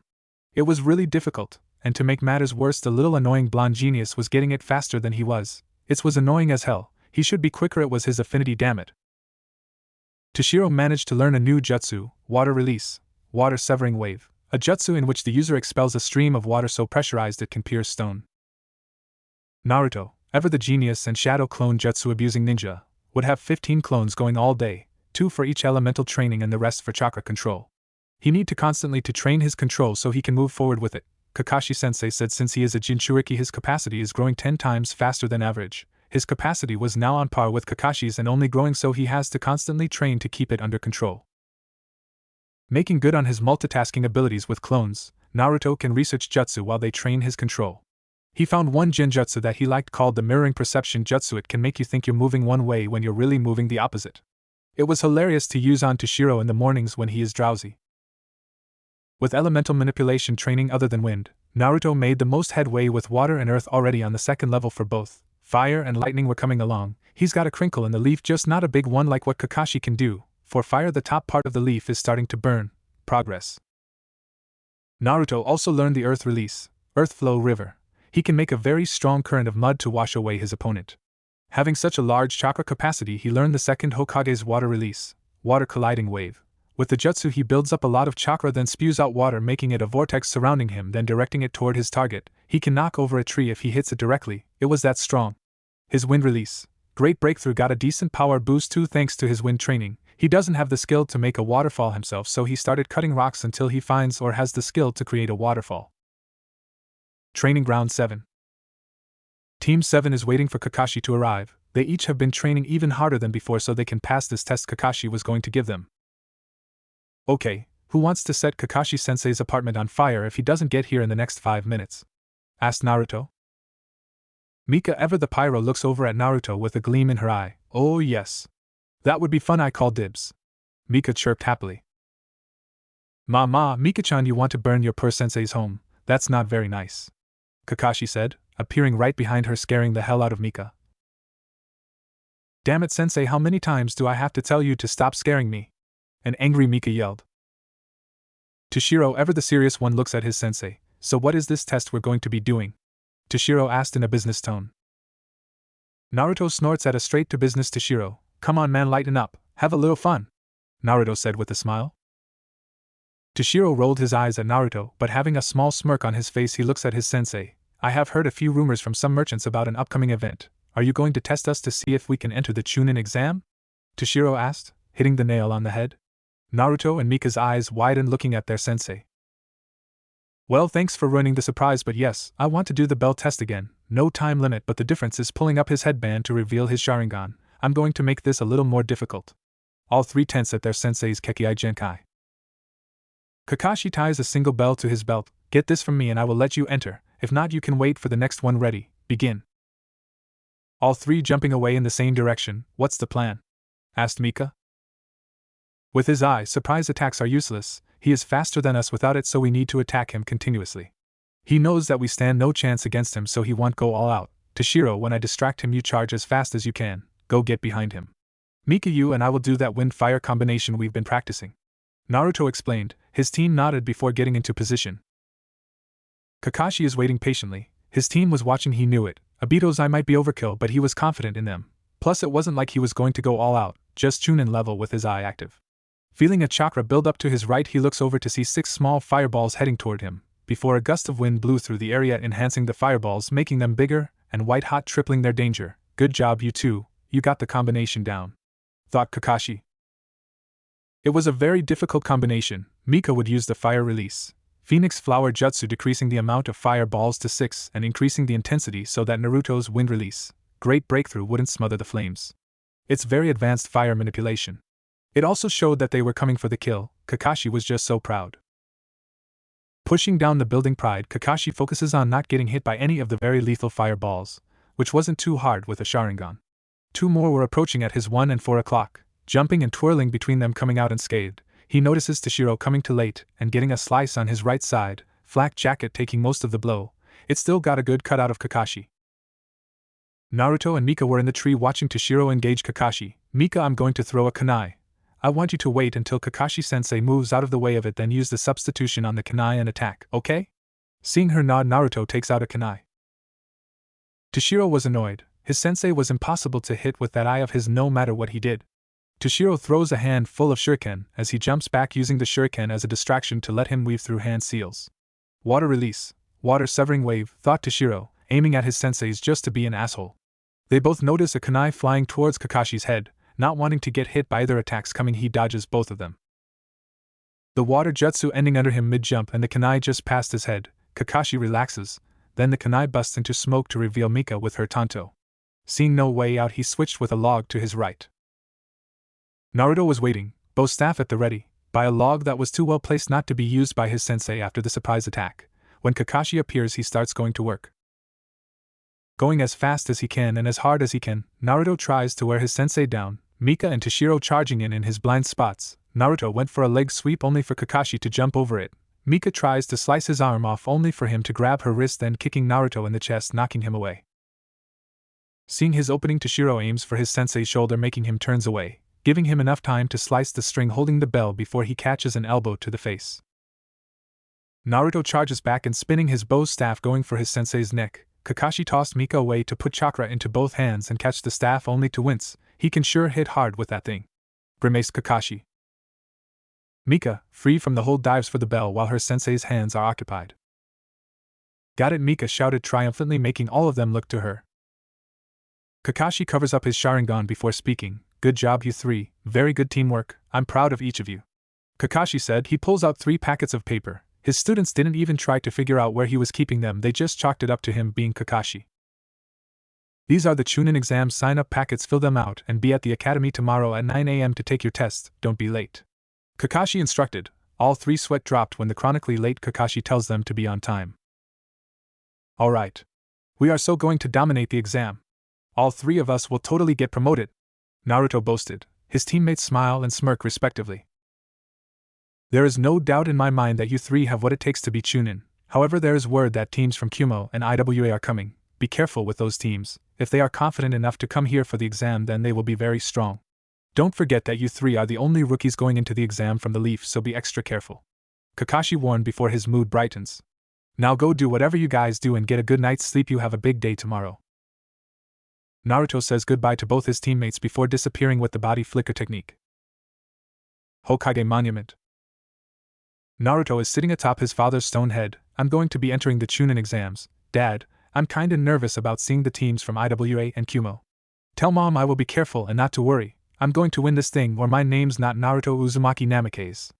Naruto thought with determination. Iwagakure no Sato, Tsuchikage's office. Sitting behind the Tsuchikage's desk is Inoki the fence-sitter. The longest-running Kage, beating out Hiruzen Sarutobi the 3rd Hokage by 2 years. He was a feared man during the 2nd and 3rd Shinobi Wars, capable of destroying entire divisions with his dust-release Kekkei Toda, and the only shinobi to learn the secrets of the 2nd Tsuchikage's camouflage jutsu. Now, however, he isn't addressing a promising team of genin. Now listen up, you 3 need to be very cautious while you are in Konoha. They will obviously still share our mutual distrust and hatred, but that fool of a Reikage Eidano is sending his best team of genin as well, so they will be there too, so Konoha's scorn will be spilt between you. I want you to scope out any potential threats and up-and-coming legends. The Leaf is known to crap out every 5 years. Obvious scorn could be heard at the end. It was no secret that Inoki wants to step down. Hell, he wanted to 15 years ago. The fact of the matter is, no shinobi has come along that could defeat him, and he wasn't going to let someone weaker than him take over. His granddaughter has potential, she is going to show it at the Chunin exams. Then there was Deidara, one of the few that came along with real talent, only to blow a bunch of shit up laughing like a maniac before leaving. Crazy asshole. However, Inoki found one, by God he found one. 2 years ago, a boy orphaned by the 4th Hokage during the war stood out at the academy and Inoki wanted to test him, and boy was he happy he did. He is compatible, the dust release won't die with Inoki. His new student is learning and hopefully will take his hat in a few years. Akatsuchi, make sure my granddaughter doesn't do something stupid. Inoki ordered. Akatsuchi was a large 14-year-old, almost 6 feet tall, chubby but very strong and a talented earth user. Hi Tsuchikage-sama, Akatsuchi said, while bowing respectfully. Hey Gramps. I don't need the giant to babysit me. pouted Kuratsuchi. She is a short 13-year-old, barely coming up to Akatsuchi's shoulder, having short black hair and pink pupil-less eyes. She wields the lava-release Kekiai Genkai. The reason she has it, Anoki thinks, is because her body could not handle his Kekiai Toda and only inherited the earth and fire properties. And you, Demitsuchi, keep that technique in your pocket until the finals, got it? Anoki ordered, making sure his young protege understood.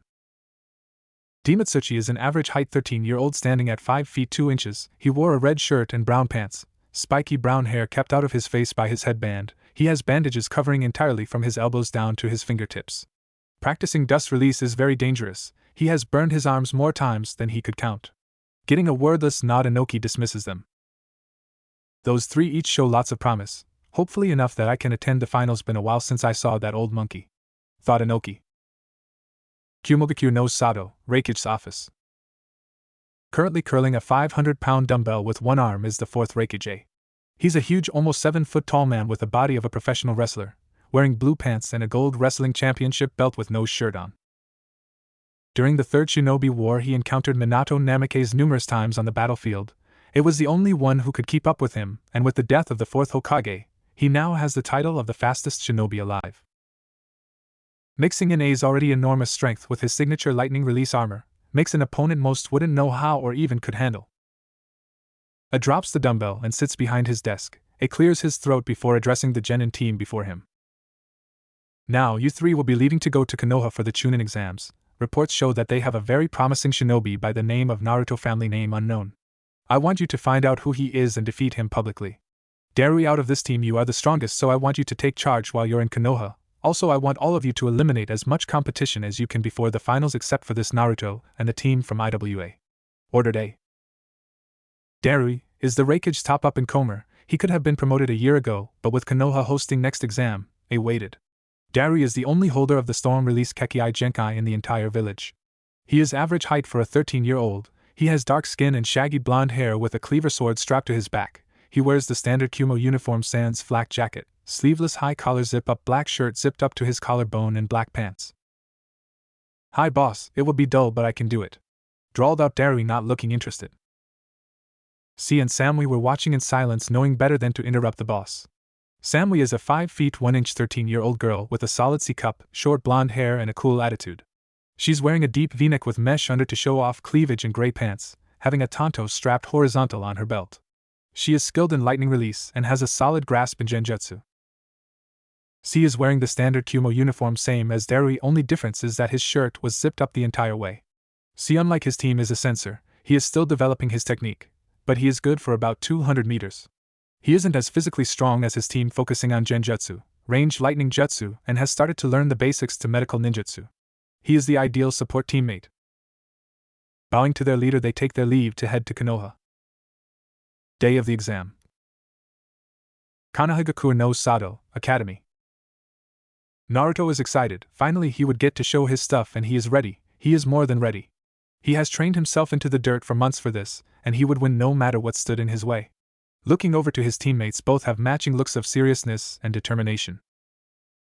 Okay guys, let's do this. Watch each other's back and stay calm and we can win no problem, Naruto said, both nodding to Naruto before they proceed to enter the academy. Walking up 2 flights of stairs, they are greeted by the sight of their sensei. Alright you three, there is some strong competition, so don't let your guard down for a second. Naruto, can I have a word for a second? Naruto looks at his sensei before nodding and walking a few feet away. I have to warn you, the foreign teams will target you since you look so much like your father, so be careful, okay? They will most likely go for a kill. Your father is to IWA what the Nine Tails is to Konoha, Kakashi whispered. Naruto's eyes widened when Kakashi said father. Of course I know, Naruto, he was my sensei. Hell, I used to bodyguard your mother while she was pregnant with you. You think I'd let someone else be your sensei? Kakashi said with a nice smile. Naruto's eyes started to water, giving off one of his rare genuine small smiles, not his mega over-exaggerated grin. Thanks Kakashi and Isa, Naruto said the last part shyly and uncertain, making Kakashi freeze before a grin that was visible under his mask took over his face. No problem, Kakashi said, ruffling Naruto's hair before shooing him off to the first test. Sensei, Obito, I'm not alone anymore, Kakashi thinks, his eye narrows in fierce determination. I won't fail this team, I won't be too weak this time. Classroom 315. There are a lot of people, Naruto thought, more than he expected. He didn't know why, but he thought there would only be 5 or 6 teams. We should find a seat, Naruto said lowly to his team, seeing them nod. They are about to walk off before someone interrupts them. Hi there, you must be the rookies I've heard were attending. My name is Kabuto Yakushi, Kabuto said, walking up to them. He has silver hair pulled into a ponytail. He is wearing a high-collar purple sleeveless shirt with a white short-sleeve shirt under it, purple pants and fingerless gloves similar to Kakashi's. Standing there like a frozen animal isn't making you 3 any less of a target. Everyone here will be gunning for the rookies, but since I'm so nice, how about I help you out? Taking out a stack of cards. These are ninja info cards on everyone here. Tell me who and I will give you at least some background, said Kabuto. Team 7 look at each other before Naruto speaks up. Who are the teams from Kumo and IWA? Taking out 2 cards. Okay, Kumo first. The Kumo team consists of Darui, C and Samui of Kumogakure. All 3 have lighting affinities, which is to be expected. Darui's stats look to be much higher than his teammates. Now IWA. This team consists of Akatsuchi, Dematsuchi and Kuratsuchi, who also happens to be the Tsuchiku's granddaughter. Not much information is known about them other than they all have high ninjutsu skill, said Kabuto. What makes you think you can talk about us? Hey, 4 eyes, who are these 3? Said an angry Kuratsuchi. She had more than just skill in ninjutsu, thank you very much. She looks at the team who asked about them and narrows her eyes at the blonde one. He looks familiar. Kabuto takes out another card. Well, this is Team 7, led by Kakashi Hatake. They are the only rookies attending this exam. Mika Yuzuki and Toshiro here both specialize in Kenjutsu, while Naruto Uzumaki, the Kumo team, snap their heads up at the name and start listening to Kabuto. He is our resident genius, graduated top of his class 3 years early. All it says is he is skilled in all shinobi disciplines. Kabuto summed up, surprising the Kumo team that someone so young is that skilled and developed. Dematsuchi's eyes narrow. He is one sensei, a definite legend in the making and future threat unless we take care of him first, that is. Kuratsuchi was about to say something when smoke erupts throughout the room. Now listen up, you rug-munching brats. My name is Ibiki Moreno. Memorize it, write it down or cut it into your sack, but make sure you remember it. Because I'm the guy that will haunt your nightmares till the day your shitty excuse for a life decides to come to a pathetic end. Now, take a number and have a seat, commands Ibiki. Everyone scrambles to do what was asked of them, nobody opening up their mouths. Once everyone was in their seat, Ibiki decides to praise them. Well, what do you know? It seems that you guys are only partially brain dead. Well, hoop-de-doo, you're already failing. Chunin should be able to think for themselves, not blindly follow orders. What if you sat down and there had been an explosive note? All you succeeded in doing would have been blowing your asshole apart worse than your uncle did, on your 8th birthday after your daddy took your mommy inside to go swallow some of your unborn brothers and sisters. But I don't give a shit. The more of you that die out there, the less work I have to do as head of the torture unit, screamed Ibiki in his warm and affectionate voice. This guy is great, thought Naruto, amused at the verbal abuse. To him it was more comical than intimidating, but everyone else seems pretty intimidated. Now you are going to have 1 hour to complete this test. If you get caught cheating 3 times, you fail. If one person on your team fails, you all fail. If you feel that you are too stupid to comprehend the simple questions and fear that your pea-sized brain will turn to slush, then you can quit. Do that and the rest of you worthless excuse for a team fails, Ibiki said, signaling for some Chunin to pass out the tests. When everyone has a test, you will have 1 hour. But hurry thee up so I can get my polished by the 3 whores I bought but had to leave because I was ordered to test you worthless rug-munching maggots, Ibiki said politely. After receiving his test, Naruto looked around at the people talking the test. Most were struggling. The IWA and Kumo ninjas seemed to be handling it alright, and he couldn't see his team since they were sitting behind him. 54 minutes later. Okay, it didn't seem like this test was too hard, mostly high Chunin level material, even some Jonin stuff. Wait, cheat 3 times? Oh, they want us to cheat, stupid. What if you know the material? It makes the real test worthless. Thought, and now finished and bored Naruto. Seeing that he has 5 minutes, he decides to take a nap. Listen up, you sorry excuses of shinobi. There is one more question. Fail this question and you not only fail the entire exam, but you can never take the exam again. Which would make me happy, because just looking at all of you ugly sacks of shit makes me want to slam my wiener repeatedly into a tub of acid. Ibiki told them, killing intent, and KI from now on, going at full blast. Most were sweating. Team after team started to quit. Mika is scared. She isn't as strong as Naruto and Toshiro, and she definitely isn't as smart as Naruto. He may goof around, but he is sharper than her Tanto. Maybe I should give up. Naruto-kun probably won't care. He would brush it off and train even harder. She looks over to Toshiro. Toshiro-kun, he will be very upset. He may even hate me. I don't want that we are so close now after training almost every day, but I don't want to never be able to try again. I should just know. I won't quit before I even try. Toshiro-kun and Naruto-kun would never forgive me. Mika mentally rallied herself. Naruto was unintimidated. Yeah, nice try. No way the old man would sign off on that. No way. Naruto thought, completely calm. Toshiro is stone-faced. Never once have I backed from a challenge, from constantly losing to Naruto in spars since the academy, to constantly losing spars to Kakashi-sensei, to learning and getting my ass kicked by Yugao-sensei. Man, I need to start winning some fights. This is getting pathetic. Toshiro thought the last part with a storm cloud over his head depressed. You sorry sacks of cows should have 30 seconds to decide. Seeing that the remaining teams were standing firm, he cuts the KI.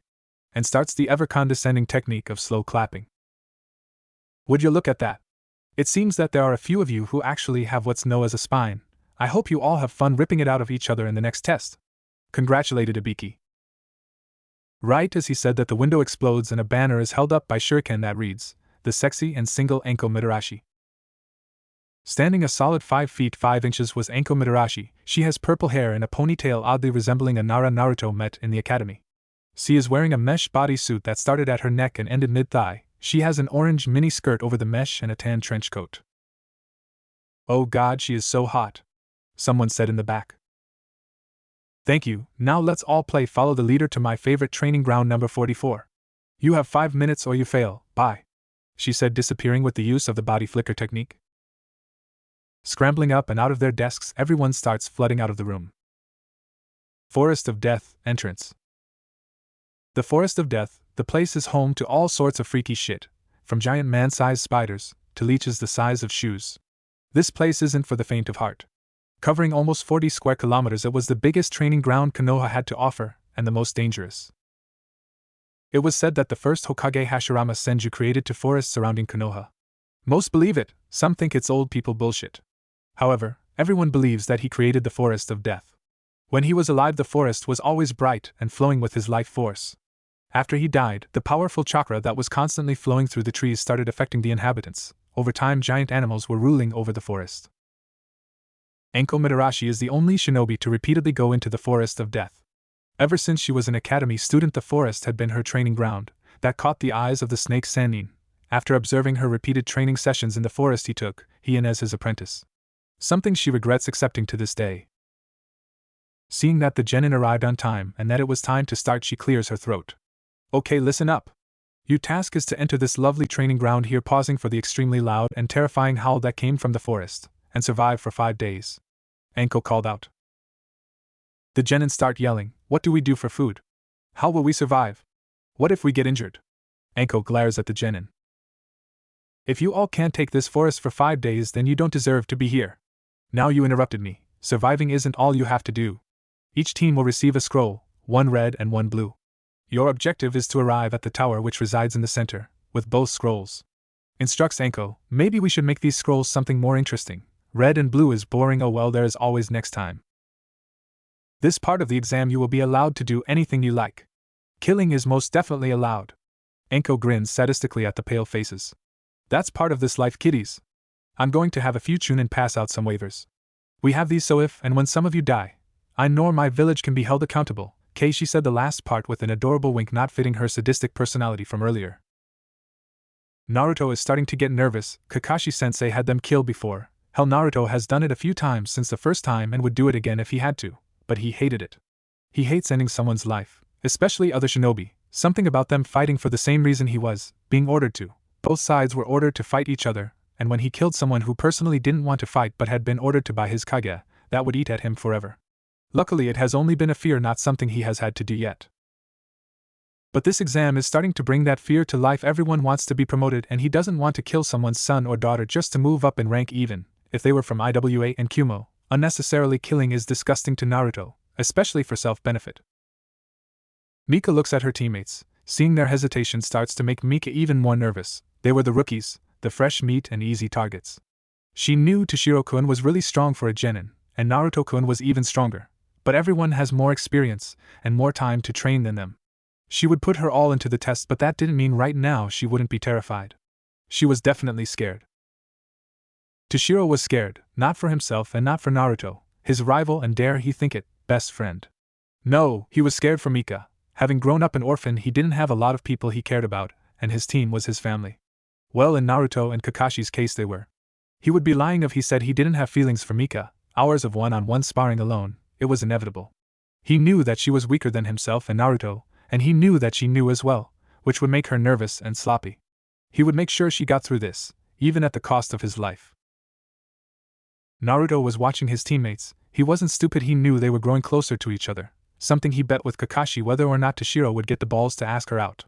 So he could see the nervousness and apprehension on their faces, about entering the Death Forest and not wanting to let each other down. Deciding that saying something to both of them would help. Hey, Naruto said lowly enough so only the two could hear. I know that we just became genin less than a year ago, but we have trained just as or even harder than all of them.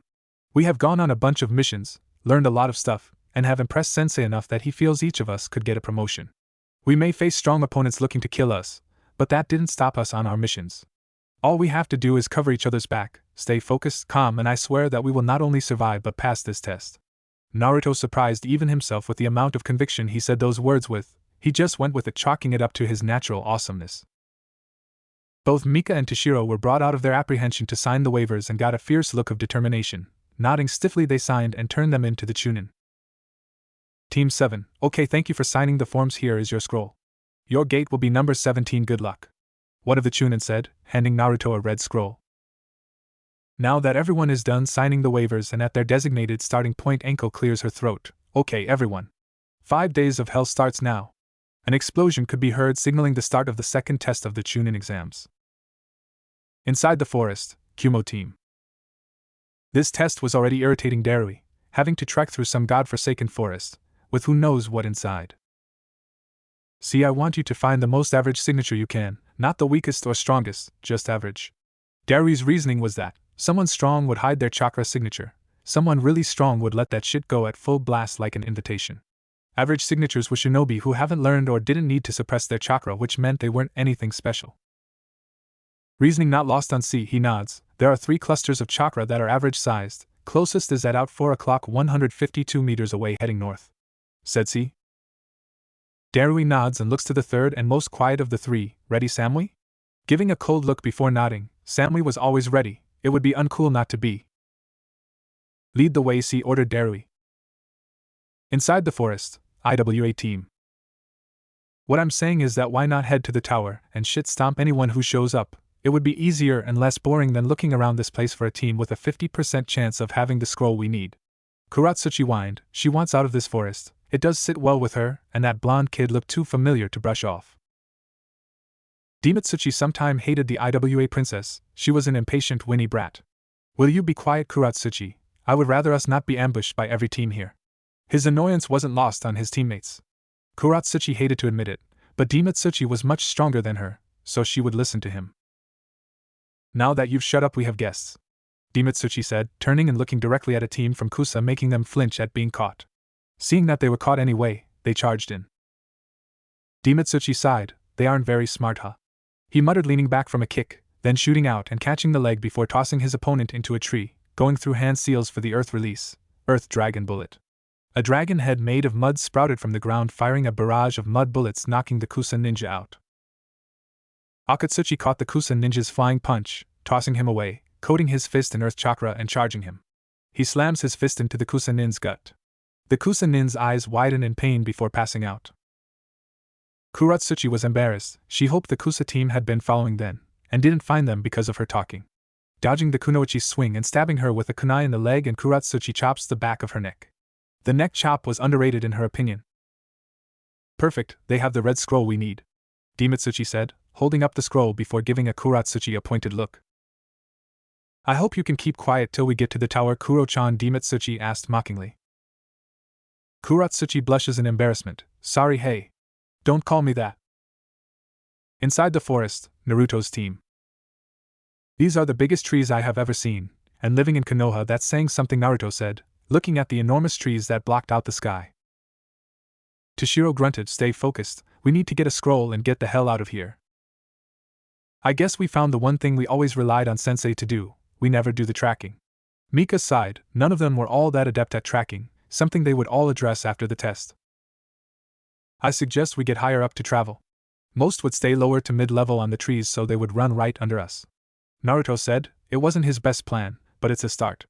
His teammates mirrored him and they jumped higher into the canopy. 3 hours later. Finally. All three of them thought they were off-put seeing it was a team from their village, but they wouldn't discriminate. Under Naruto's team. Kabuto is bored. Orochimaru-sama wanted him to fail again. He hated this stupid test, they were always the same. Ibiki was new, so was the forest training ground, but same in the end. He always gets through the first 2 tests then quits on a lack of chakra. Worse yet were his teammates. He hoped they died. No, he wanted them to die, so he could do some tests on them, that way their pathetic lives will have served at least some purpose. Whenever you 3 are ready, I'm curious to see how strong you are, Naruto-kun. Kabuto sensed Team 7 as soon as they got within 50 yards of them. They are well hidden for Chunin hopefuls, but he wasn't a Genin or Chunin level shinobi. I want Kabuto, he seemed the strongest. Naruto whispered to his teammates. Toshiro rolled his eyes. Naruto loved fighting the strongest opponents he could. He wouldn't stop him though, less work for him. Naruto weaved through seals. When he was ready he disappeared in a burst of speed, appearing right behind Kabuto's team with the Tiger Seal Earth Release, Earth Flow River. Thought Naruto. Kakashi stressed that screaming or even mouthing the name of a jutsu is stupid, it gives your attack away.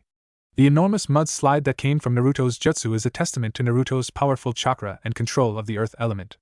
The Earth Flow River is a supplementary jutsu, that's more of a distraction or small hindrance.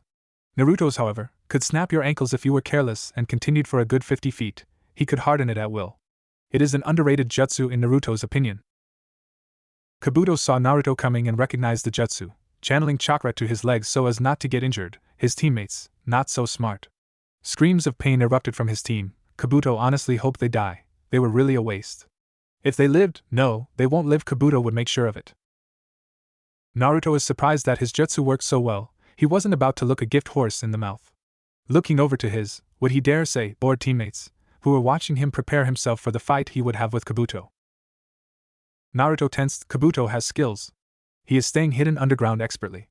Naruto narrows his eyes at that. An earth user who was adept with earth chakra, Naruto liked to think he was, could feel someone using earth chakra in close proximity, especially if you are currently standing over where that person is hiding. Kabuto, however, was completely hidden. That would mean he has mastered earth chakra, to a level that someone his age that was still a genin shouldn't be able to. Let's get this over with. Kabuto sighed before raising out of the ground. Naruto repressed a flinch. Not only has he mastered earth, but to be within 20 feet and still be undetectable, he isn't what he seems.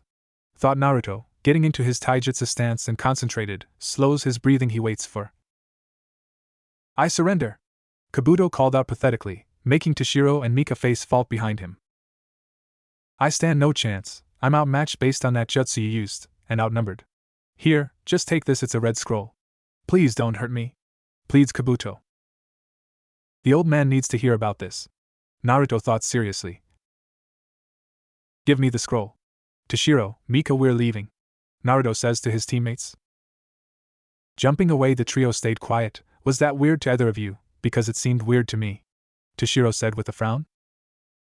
Mika frowned for a different reason. I thought it was weird too, Toshiro-kun. But we should be worried about the test. We have 2 red scrolls now, but we need to find a blue scroll, said Mika. Naruto was quiet. It was slightly unnerving to his teammates. The blonde, even in serious situations, would always be talking about the next step in the plan or what he wanted to eat for dinner or something. I can sense a fight. Northwest. We can ambush after the fight and take both scrolls. Less competition the better. Naruto wasn't asking for an opinion, he just switched directions and kept going. Something is bothering him. Mika and Toshiro both thought. Amigekyo didn't send out teams very often, they promoted their own from inside and were very private. The teams sent to this year's exam were sent to kill as many Konoha ninja they could, odd, but orders were orders. They ambushed a Konoha team, killed one and injured another. The last one picked up his friend and left swearing vengeance or something. Who really paid attention to that stuff? Naruto was watching the AIM team gather their gear. Okay, same deal. I'll take the middle. Toshiro, start us off please. Weaving through signs, water release, water severing wave, aiming for the ninja on the left and clipping his shoulder, cutting all the way to the bone. Fucking shit, that hurt. The AIM nin howls. The other 2 jump into action, both tossing an umbrella into the air. Saban rained out like their village's namesake. Naruto flips through the hand seals, taking a deep breath. Wind release, great breakthrough, blowing all the needles away as well as the umbrellas. Mika jumped into action, channeling fire chakra into her tanto. It made her tanto slice easier, although it was anything but clean, but it definitely got the job done.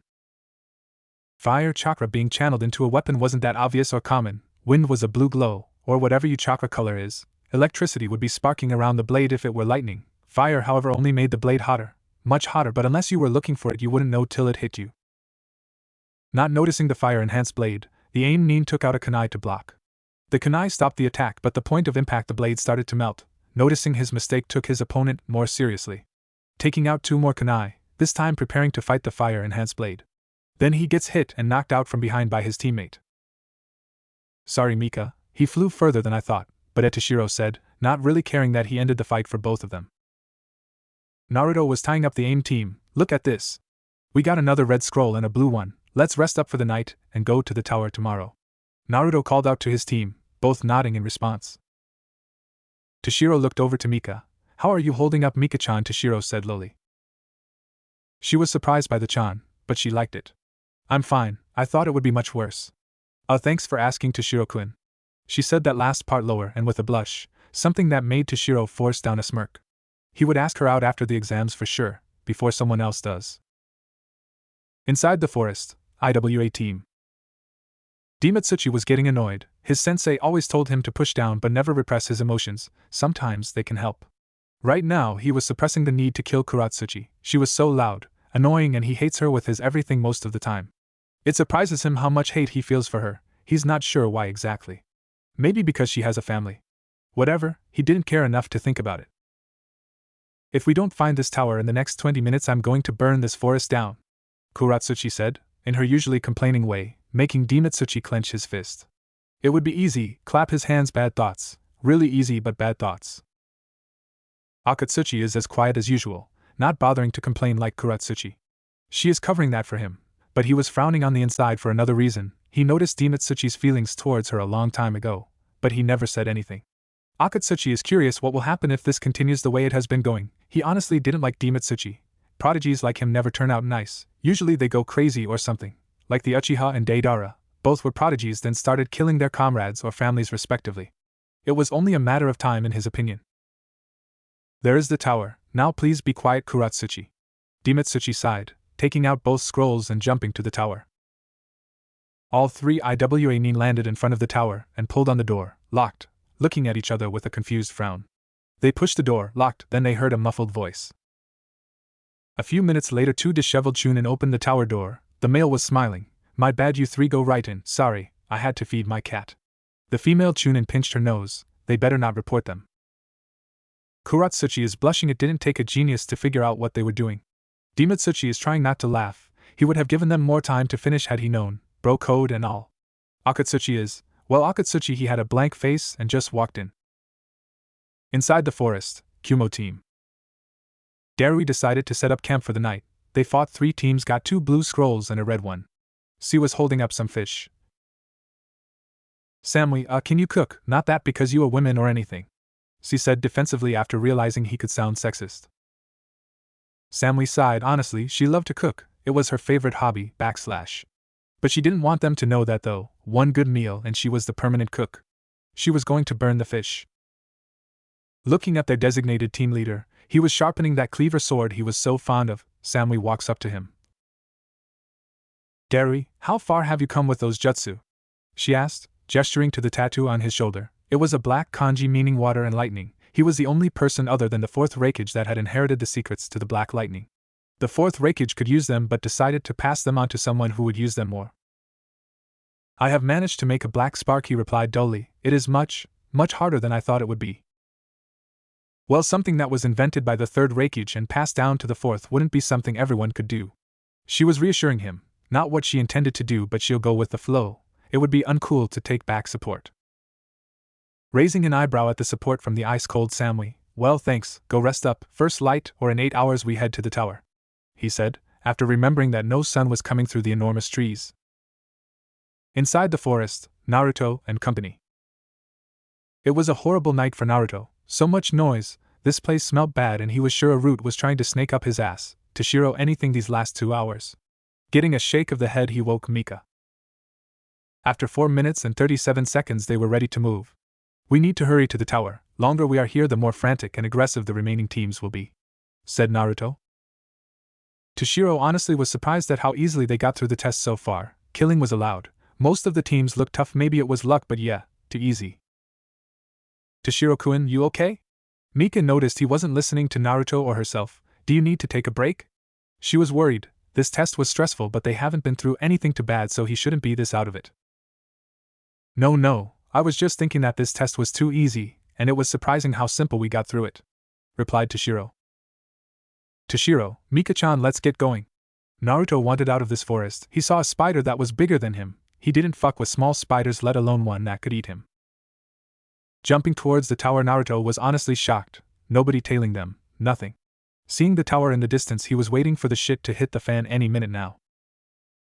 Landing in front of the tower, all three wait, sweat dropping at the arguing couple to notice them. It looked like they were about to kill each other. Nope, the guy slammed her against the wall and ripped her jacket off before locking lips with the kunoichi. Mika blushed, clearing her throat before they went too far. Could you guys let us go in? Mika called out with a beet red blush. Damn it, Jenin, go on in. I need to feed my cat. The female slapped him on the arm before opening the door. The room was huge and empty, nothing in it whatsoever except for another door. Looking around for any instructions. What are we supposed to do? The Jenin thought. The door behind them opened up. The male Chunin stuck his head through. There was a sign up, but someone blew it up. Just open each scroll, the male said before closing the door again. The three sweat dropped again. It was like this was the first time they tried this sort of test. Naruto and Toshiro opened the two scrolls at the same time. Naruto raised his eyebrows. Throw it down, it's a summoned sign. Both of them toss away the scroll before smoke exploded out. Kakashi in all his slouching, porn reading glory popped out. 2 days, that's impressive, you three. But it is to be expected, you are my students after all. We have a few days, come on, I'll show you where the rooms are, said Kakashi, gesturing them to follow him. Sunagekyo knows Sato. Jiraiya has been curious about the status of the Sand Village for a while now. He has informants everywhere. If shinobi travel through a town or small village, he has a person with both eyes open looking for anything strange. The 5 great villages were different, they had precautions for spies. So he had to look around himself. I've got so much sand up my ass, Jiraiya is tired of this place already. Jiraiya-sama, the Kazekage would like to see you now, a Sand Chunin said as he appeared right next to the Sannin. Jiraiya pretended that the random Chunin asked him instead of ordered. But an international incident wasn't what Konoha needed right now. Kazekage's office. The 4th Kazekage Raza, he is a holder of the magnet release Kekkai Genkai. He uses gold dust to bind and crush his opponents. Raza got the idea from the 3rd Kazekage, who also held the same Kekkai Genkai, but the 3rd's iron sand was vastly superior to his gold dust. Raza ascended to Kage's seat in his late 20s during the war after the disappearance of his predecessor. Raza wants to keep his village strong and safe. The daimyo is starting to lose faith since Gaara isn't turning out to be as good a weapon as he wanted. He needed to deal with Gaara, but first he had a visitor. Raza didn't like the Toad Sannin. No, he despised the man. Always barging into his village doing whatever he wanted. His desert serpents, one, would never find Jiraiya snooping, but he knew that the sage was. Welcome to my village, Jiraiya Dano. Is there something that you are looking for? He wanted to tell the sage to fuck off or he would kill him. Raza wasn't stupid enough to say that though, the fight would be too risky and destructive. I have heard some things that I think you should be aware of. The Toad Sannin was serious. Maybe Raza should hear him out, gesturing for him to continue. Some of my informants, Raza would sweep this entire village when the Sannin leaves, have informed me that my former teammate has been pulling together missing Nin and recruiting people to join him. My informants told me that he would be coming here to see you. Anything you can tell me about him? Jiraiya wasn't interested in playing games with this fool of a Kage, he wanted to know now. Raza was trying to contain his rage, really trying. What makes you think you can demand anything of me? He tried. Raising an eyebrow at that response, Jiraiya just took a breath. I'm not demanding anything. I want to know if he came here. I want to know if you have talked to him. I want to kill him. Jiraiya hated this man, turning his child into a Jinchuriki before he was even born, killing his wife. Now he was hearing rumors of him trying to kill his son. War really wasn't something Konoha needed, but killing Raza would make Jiraiya happy. Raza is quiet and frowning. He hasn't been here. I would have killed the snake the second he stepped foot in my village, answered Raza. He will contact the snake after this conversation. Jiraiya was onto him. The snake had too good an offer to pass up when he came a few weeks ago. but Raza gave a maybe. He needed to start training Gaara. He would attend the next Konoha exam. Jiraiya is quiet. He sincerely doubted the Kazekage would be able to kill Orochimaru. Well, there is something else I'm here for. I was given a scroll by the Hokage to pass on to you while I am here. Jiraiya said this was actually the only reason he felt comfortable coming here, well, openly at least. Raza looked over the scroll. It was routine border stuff for the alliance with Konoha. The copy ninja came here last time. He wasn't so aggravating to deal with. Next time the copy ninja and his team will suffice. No need to waste the time of a Sannin for messages, said Raza. Jiraiya raised an eyebrow in general confusion. Kakashi had a team? Really, who was on Kakashi's team, if you don't mind me asking? Jiraiya asked. Anyone Kakashi deemed worthy of training would be worth knowing about. It was a genin team. I didn't see two of them, but my son was introducing himself to one. I believe his name was Naruto. Blonde hair, looks younger than average, answered Raza. Jiraiya didn't let his shock and anger show. The old man didn't tell him. He didn't know that his godson was a ninja already. He was going home after this meeting. Thank you for your time, Kazekage-dano, Jiraiya said, not waiting for a dismissal. He just left. I will enjoy crushing him to slush in my gold dust, Raza thought with fury at such disrespect. Konohagakure, Forest of Death Tower. Kakashi rubbed his chin and thought, that is indeed troubling, but why would he hold himself back twice, 3 times now? Asked Kakashi out loud. It was indeed strange. Kakashi would notify Hokage-sama. This Kabuto wasn't what he seemed. Kakashi prided himself in his student's abilities. To completely hide from Naruto at that range was something he could do, but a genin who failed the Chunin exams multiple times. No, Kabuto made a slip in his cover and didn't expect Naruto to catch it. Good, I was worried that I am starting to become too paranoid, suspecting a comrade and all. Naruto said relieved. He didn't want to think a comrade was a traitor, but if there was a lead he would follow it. Kakashi let out a chuckle. There isn't such a thing as too paranoid in our line of work, Naruto-kun. Now get cleaned up, we have a couple days of rest before the finals. Naruto nodded and ran off. He wanted to take a shower. He smelt like shit. 3 days later. Forest Tower, Arena Room. Hiruzen looked over the genin, 12 of them. 2 teams were from countries that Konoha wasn't friendly with. If they made it to the finals he would have to deal with the Tsuchikage and Reikage. A preliminary round could help eliminate one Kage from attending, hopefully. The third clears his throat, making all the shinobi turn to him. Congratulations, passing the Chunin exams is no easy matter. However, these exams serve a couple purposes. I won't bore you with all of them. The main one is that the exams are a substitution for war. Pausing to let that sink in. These exams were made to improve international relations with the Great Five Nations. With that being said, the daimyo's time isn't to be wasted, so a preliminary will be held to keep the finals short, and with the best of the best, said the third. The genin really have a problem with that. Shouts of outrage are heard. The Hokage was patient to an extent, but a bunch of genin that weren't from his village, disrespecting him like this. No, he would stop that shit. Most genin don't know what a truly strong presence felt like. The Hokage flared his chakra and made his presence known. A small flare, nothing too much in his opinion, but it was enough. The stone under him cracked and the room became very thick with the presence of pure power. All the genin were scared, and the jonin were reminded who exactly Hiruzen Sarutobi was before he was the kind and gentle Hokage. It was terrifying to know that even in his 60s, the Hokage could kill all of them without much effort. The third's face never changed, while everyone tried to get their heart rate down. He just lit his pipe. Now that you all have calmed down we can begin. Gaikun, the floor is all yours, said Hiruzen. YOSH. My youthful genin, please turn your youthful attention to the monitor behind me. Names will cycle youthfully and the 2 called will fight. No rules, but when your opponent is incapacitated or too injured to fight I will end it. The last part was said more serious than anyone thought Guy was capable of being. The monitor started to cycle through names. Toshiro of Konoha and C of Kumo were the first names. Thank Kami, I'm first. Toshiro wanted to get this over with, but the Kumo team looked strong, so this was exciting. All the genin and jonin instructors went to the second floor to observe.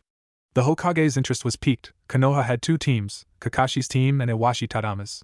Iwashi was one of the 4th Hokage's elite guard. His team wasn't anything extraordinary. This was their 3rd Chunin exams and they were going to fields that didn't focus on combat.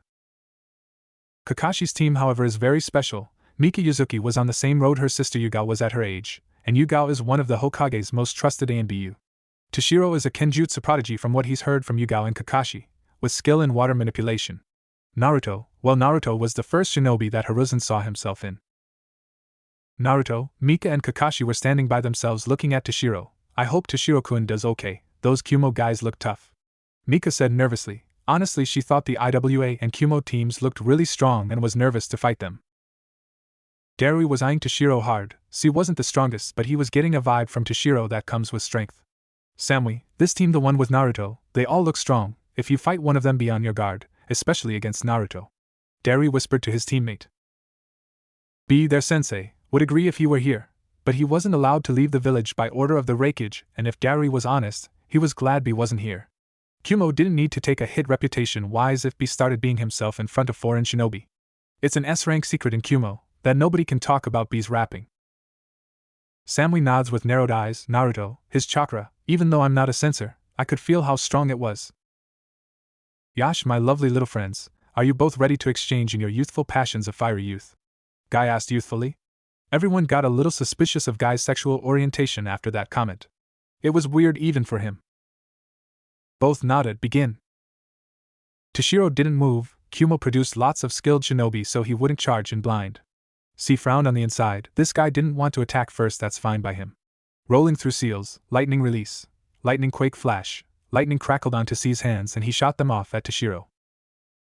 Toshiro unsheathed his katana as soon as lightning cracked. Kakashi and Naruto have been shooting jutsu at him quite a lot so he could learn to deflect and block jutsu. He is the best at blocking lightning. As soon as the lightning got close, he channeled chakra into his katana. If Toshiro had wind chakra, the lightning would stop as soon as it hit the blade, but regular chakra would redirect it. Using that redirection to his benefit, he aimed it towards the ground, making dust fly up, obscuring him from vision. C knows where the guy is. Sensing is his greatest tool. Toshiro never left the dust cloud. A stream of pressurized water shot out of the dust with frightening accuracy, jumping away while taking a slice to the right thigh. When C landed, shuriken are flying at him with blurring speed, ducking under the shuriken and taking out a kunai to respond. As soon as C lifted his head from a crouch, Toshiro had his katana to his neck. C is ashamed. Sensing is what he's best at, and he lost his opponent. Woo! Oh yeah! That's my teammate. The soggy swordsman. Naruto shouted, he's an amazing cheerleader. Toshiro gained a tick mark on his forehead. Don't call me that. Mika giggled at her teammate's antics, while Kakashi has his trademark eye smile. What a most youthful and wonderful fight. My eternal rival's youthful student Toshiro-kun wins, Guy exclaimed with a nice guy pose. As the two genin walked off, the monitor started flashing through names. Demitsuchi of IWA versus Taozen of Konoha. Demitsuchi frowned. He wanted the blonde kid who resembled the yellow Flash. Jumping down to the first floor and not bothering with the stance, just saying here was ready. Taozen got into a rudimentary taijutsu stance. He was accepted for an apprenticeship in the IT department, so one-on-one he wasn't the best, but he is good. Guy didn't bother with the youthful exclamations, just yelling begin. Demitsuchi didn't want to reveal anything, so he did what was best, stood still and watched his opponent. Taozen threw kunai at Demitsuchi to get him to move. Demitsuchi let out a sigh. This guy wanted to make him move. It would be rude to disappoint. Demitsuchi pushed chakra to his legs and disappeared inches before the kunai could hit, reappearing behind Taozen with a snake's seal. Wind release, divine gust. Taozen wasn't remotely fast enough to see Demitsuchi coming to counter. Getting hit by a gust of wind so strong he couldn't even tell that he was about to hit the concrete wall, Guy appeared and caught the genin before he could. Guy has a frown on his face. The IWA genin was really fast, his jutsu was really powerful, he had no hesitation and his face never even changed once. IWA had a gem with this one. Declaring Demitsuchi the winner and setting down Taozen so he could go to the viewing area. While the monitor flashed those names, the teams talked about what they saw. Darui's eyes narrowed. That guy is fast, he will be trouble to deal with. Samui and C were frowning as well. Naruto thought over the fight. That jutsu, he has an affinity for wind. Kakashi is looking impassively at the IWA genin. He was good, but Naruto could beat him. You are such a show-off, Kuratsuchi shouted, hating how smug Demitsuchi is, just walking up to fight without a word then walking off. Demitsuchi's eyes narrowed. What did I do wrong now? IWA princess, win the fight, use chakra. Just stay focused on your fight, Demitsuchi said, pointing at the monitor. It reads Kuratsuchi of IWA versus Mika Yuzuki of Konoha. Would the lovely little ladies please come down? Guy called out to the kunoichis. Mika froze when she saw her name. She felt someone's hand on her shoulder. Don't worry, I know you can do it. Her sensei was eye-smiling and for once didn't scare her when he said something suddenly. She nodded and was about to jump off. Good luck, Mika-chan. Toshiro called to her. Naruto was cheering loudly, making her opponent frown and caused Mika to blush in embarrassment. Would you tell that twerp to shut up? Kuratsuchi sneered. She already hated the blonde. He is loud and annoying. Both of them got into a stance and Guy called out for them to start. Kuratsuchi pulled out the tiger sign, fire release, burning wave. The fire jutsu exploded out, covering a wide radius. Mika jumped back, avoiding the flames. Kuratsuchi wanted her to jump back. Most of her jutsu are better if she wasn't close to them. Mika pulled out a handful of shuriken. When the fire died down, she tossed them and blew through seals. Shuriken Shadow Cone's jutsu. Over 200 shuriken came flying at Kuratsuchi. Kuratsuchi didn't have the space or time to move, so she slammed her palms on the floor and tries to raise a pillar for some kind of shield. She is hit by 7 shuriken on her left side since the pillar isn't very large. I'm going to kill you! You bitch! Kuratsuchi was pissed she never got hit that easy. Going through a dozen seals with practiced ease, her chakra flared and Kuratsuchi's cheeks puffed up. Lava release, melting jutsu. A blanket of lava came from her mouth, but she wasn't done. Escape will be impossible. Going through more seals, earth release, sticky surge. It's a low-ranked earth jutsu. It only made walking difficult. Perfect for when you are terrified of a blanket of lava coming down on you. Toshiro and Naruto had to be physically restrained from killing the IWA Kunoichi. Kakashi was restraining them, well, a shadow clone of Kakashi was. Mika didn't see a way out, and walking isn't something that is easy for her right now, for some reason. Her left side was burned from the lava being too close. She is going to die. She wants to cry, but the tears won't flow down. Water exploded around Mika, and she suddenly found herself on the other side of the room in her sensei's arms. She would blush about that later. What's the big idea? My combination wasn't done. Kuratsuchi whined. She already hates this village, but to interrupt her, that's just annoying. She lost the match. Kuratsuchi-san, don't presume to think that we will let her die in a preliminary match of her first exam if we can help it.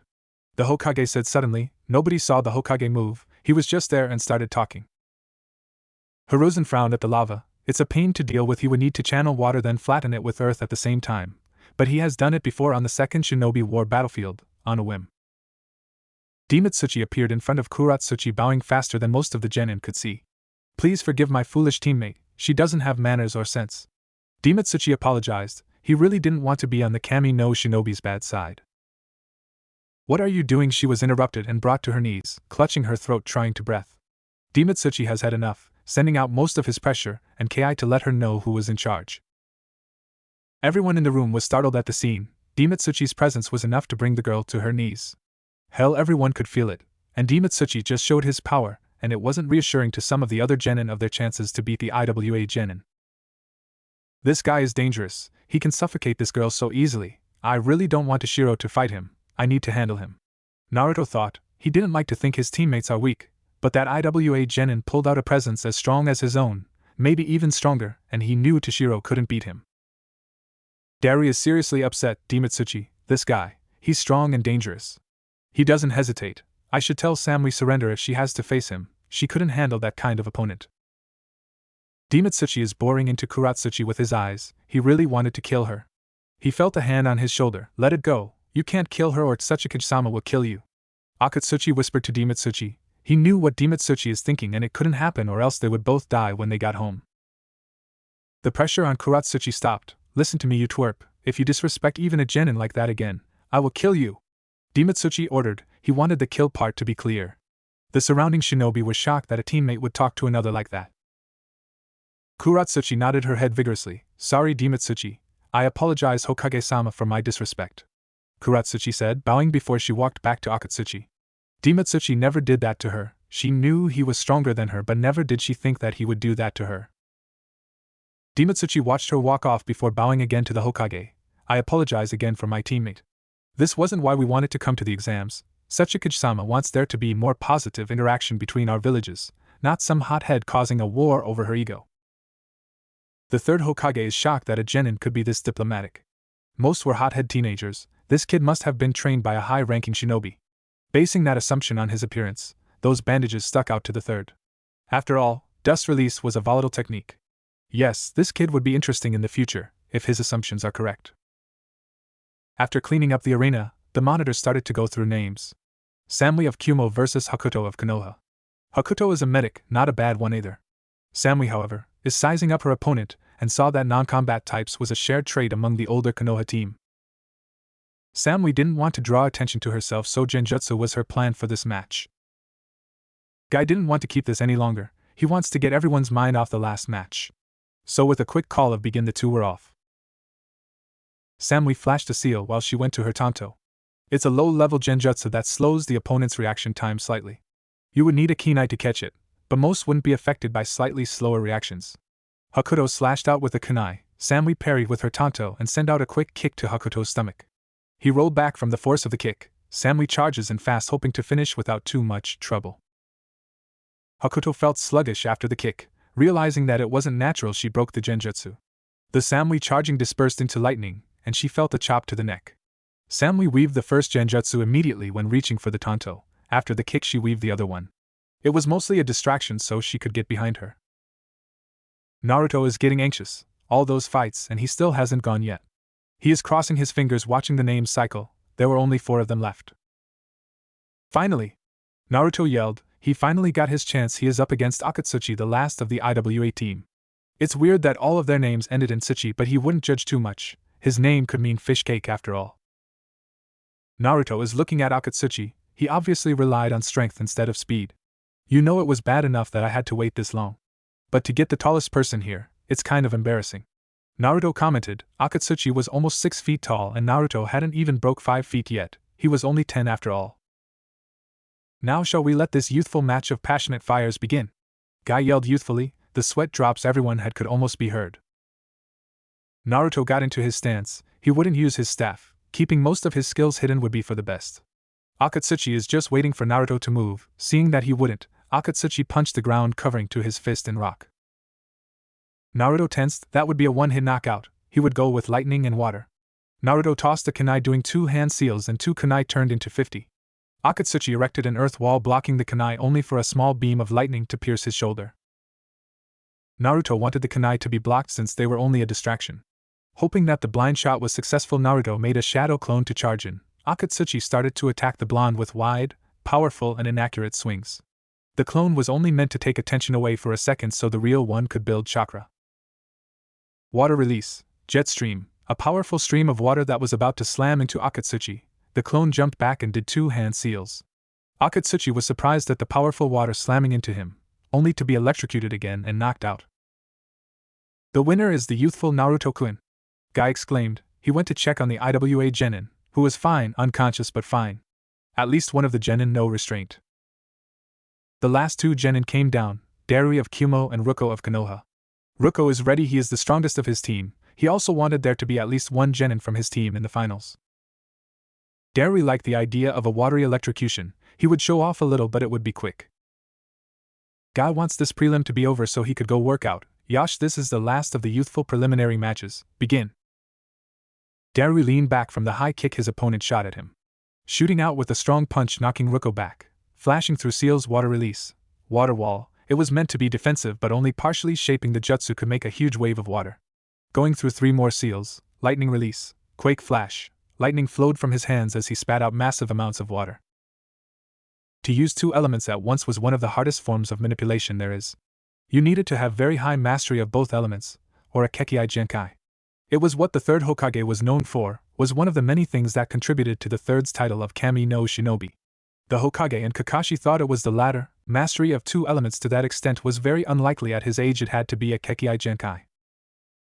Ruko didn't have anything to deal with the tidal wave of water that was sparking with electricity. It was surprisingly less painful than he was expecting.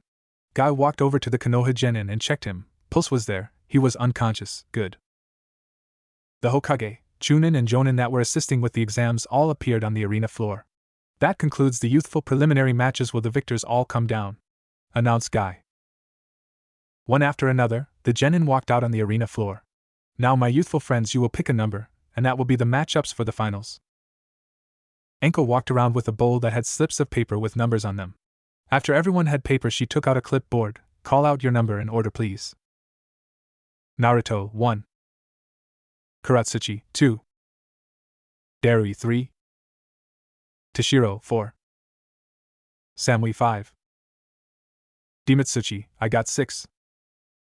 After writing everything down, she looked up. The order is as follows: Naruto vs. Kuratsuchi, Darui vs. Toshiro, and Dimitsuchi vs. Samui. The winner of the third round gets a free slot to the finals, said Enko. The Hokage stepped up. You will have 1 month to prepare for the finals. Please use them wisely. Those of you who are from a foreign village will be shown to a training ground and hotel that you can use, said the third. Kakashi put his hands on Toshiro and Naruto's shoulders. Well, how about we all get some food? Barbecue shop. Kakashi decided to take his team to eat, somewhere other than Ichiraku Ramen. Much to Naruto's sadness. Kakashi is also thinking about the competition. IWA and Kumo didn't send their B teams. The finals are going to be much bigger than they usually are. The Reikage and Tsuchikage will be coming. That Dimitsuchi and Darui are probably the stars of their village. We have a month to prepare you too. Kakashi was watching Toshiro and Naruto's faces scrunch up in thought, while Mika was putting meat on the grill. Naruto is trying to figure out who was the biggest threat he need to prepare for. That Dimitsuchi was strong, but the others didn't show everything they were capable of. Sensei, how much access do we have to the shinobi library? Asked Naruto. Kakashi isn't that surprised at Naruto's line of thought. The library had everything that one would need in their shinobi career. But genin weren't allowed that much access. You can use the first floor. It contains low-ranked jutsu, chakra theory, and control techniques. Kakashi said he didn't say that he could just get jutsu for his team that he thought would help them. Naruto's head dropped in thought while Toshiro looked at his sensei with a frown. My opponent has a strong affinity with water and lightning. Could you show me some wind techniques, sensei?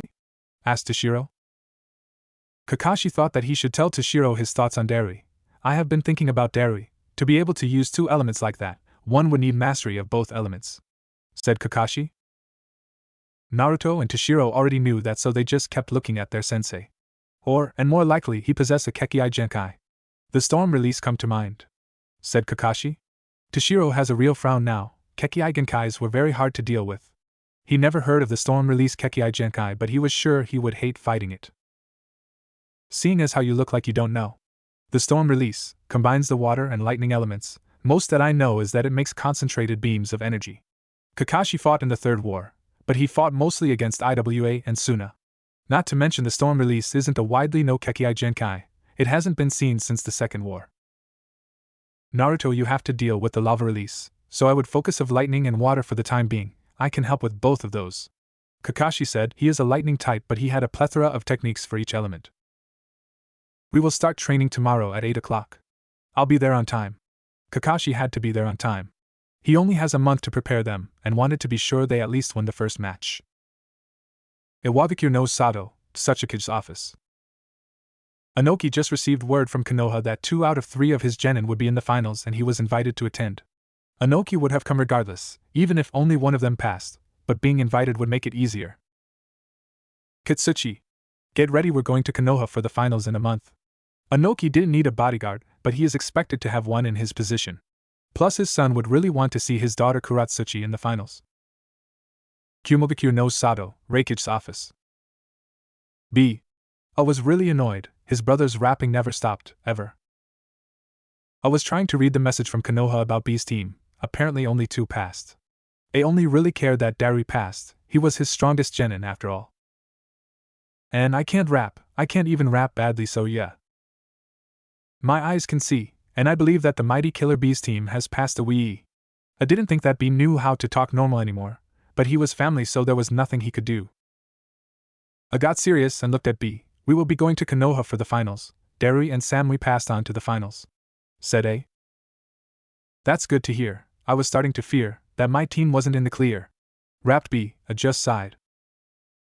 Kanehigakure no Sato, Hokage's office. Hiruzen is reading standard reports about the border. Reaching the end and seeing that it was routine, he signed it. Moving the paper over to the done stack, he took out his pipe, packing it and lighting it with fire chakra. He looks at the wall with a sigh. You know, Jiraiya, you don't have to hide. The third new Jiraiya was there the minute he arrived.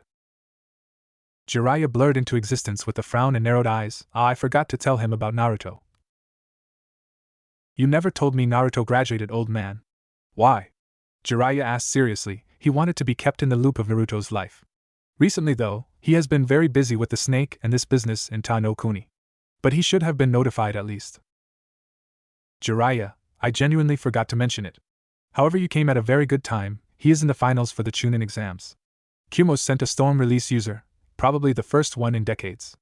Even more troublesome is IWA. Someone other than Inoki might have the dust release, and he is in the finals as well. Hiruzen said, he has faith in Kakashi's training, normally, but Konoha needed to win this exam, it was too high profile not to. The third's face became as hard as stone. The Reikage and Tsuchikage are going to attend, and when they see Naruto, Jiraiya knew the implications. When they lay eyes on Naruto, they will know who he really is. Jiraiya started nodding. He knew that Naruto could be in danger when he is revealed to be Minato's son publicly. Where is he, sensei? I will take over his training, and tell me about his skills. The third nodded and let out a puff of smoke. Next morning, Naruto's apartment. Naruto is looking through all the scrolls he has in his possession: elemental manipulation, chakra control, advanced chakra control theory, and medical theory of the application of Tenketsu. Naruto had an idea involving Tenketsu. It would be amazing if he could figure it out. It's his secret project. Naruto was getting dressed when someone knocked on his door. Who would want to come by in the morning this early? Naruto opened the door to be greeted by his most precious person, Gigi. What are you doing here so early? Naruto said, happily leading the old Hokage into his apartment. Chucking at the bright blonde, well, a couple things actually. First and most importantly is the exams. The Reikage and Tsuchikage will be here and they will recognize you immediately. Naruto frowned at that. He wanted everyone to know where he came from, but his parents had a lot of enemies he wasn't ready to deal with. With that being said, you will be presented as Naruto Namikaze. Naruto smiled at that. He loved that he could share that with his father. However, Gigi, I don't want to take the Namikaze name, Naruto said. Hiruzen couldn't hold the surprise. He didn't expect that. I don't mind if people know, but everyone already knows and praises my father. I don't want my mother and the Uzumaki clan forgotten.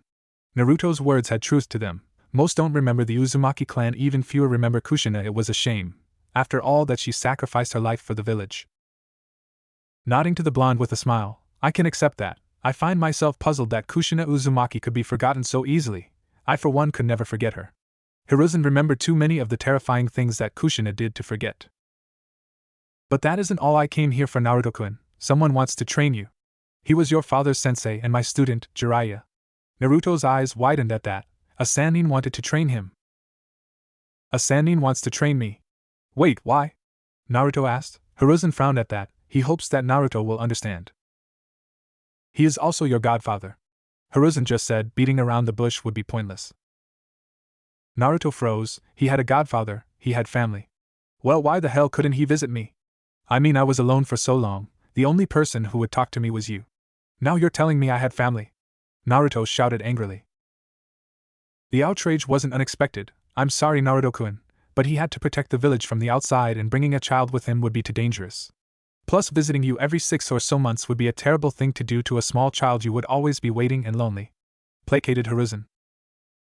Naruto couldn't fight that logic. If he were in that position, that is what he would have done anyway. The third Hokage took out a scroll. Here are some jutsu to help you out. I hope you win the finals, Naruto-kun. The third vanished before Naruto's eyes. 2 hours later. Naruto is on his way to Training Ground 7. He is passing the hot springs. It isn't the fastest route, but Naruto liked to take his time to arrive at training grounds. Kakashi is always late anyway. Giggling isn't something a voice that deep should do. Looking up, Naruto was graced with the sight of a white mane of spiky hair. The man was leaning over the wall to the hot springs. Hey, shouldn't you go into the trees if you want to spy on the ladies? That's the best spot for me anyway. Naruto called out. He needed to get a look at the female body to develop his new favorite jutsu after all. The giggling stopped and the man turned around. The man's eyes were wide. He was tall, really tall, over 6 feet. He has wooden Getter shoes and he has mesh armor under his olive green pants and shirt. He wears a red haori and a scroll on his back. You researched too? The old man sounded strangely happy. Naruto nodded. Yeah, it was needed to get a good look at a naked lady to finish a jutsu I was making. Hugs weren't something Jiraiya did often, crying even less so. But Jiraiya picked up Naruto and hugged him while crying. Thank you. You like to research too, we will get along just great. My name is dropping Naruto and bidding his thumb to summon a toad. I am the great and gallant Jiraiya, the hermit of Mount Maiboku. Naruto liked the entrance, guy had style. That's awesome, cool entrance with you, toad. Wait. Jiraiya? As in my father's sensei? Gigi said you wanted to train me for the finals? Jiraiya dismissed the toad. No. I want to take you as my apprentice. These times were going to get worse and the finals will paint a huge target on Naruto. He needed to make sure the last of his family was ready to deal with anything. Naruto had a grin that might split his face in half. Amazing, Jiraiya Shisho. I accept, but what about my team? Jiraiya had to fight back a tear. Minato didn't even call him master. Just call me sensei, and you will still be on your team, but I will take you on missions every now and then. Naruto nodded at that. My team is meeting in a few minutes, I need to tell them. Where do I meet you? Training Ground 7. A Sannin wants to train you, that's crazy Naruto, what would make him want to train a genin? Toshiro asked. He is happy for his friend, but it didn't make sense. Actually, it makes sense to me. Mika now had her team's attention. Naruto looks so much like the fourth, maybe Jiraiya-sama, I don't know. She thought she had a point, but then nothing. Naruto looks at his team. Kakashi is paying attention but is also reading. Toshiro and Mika were looking at him. Actually, I know why he is training me. I should tell you both actually. I have been meaning to for a while now. Kakashi closed his book. If Naruto intended to tell either or both secrets, he would need to help him. I have some secrets I want you both to know. First, and the most scary, is that the Kyuubi is sealed inside me.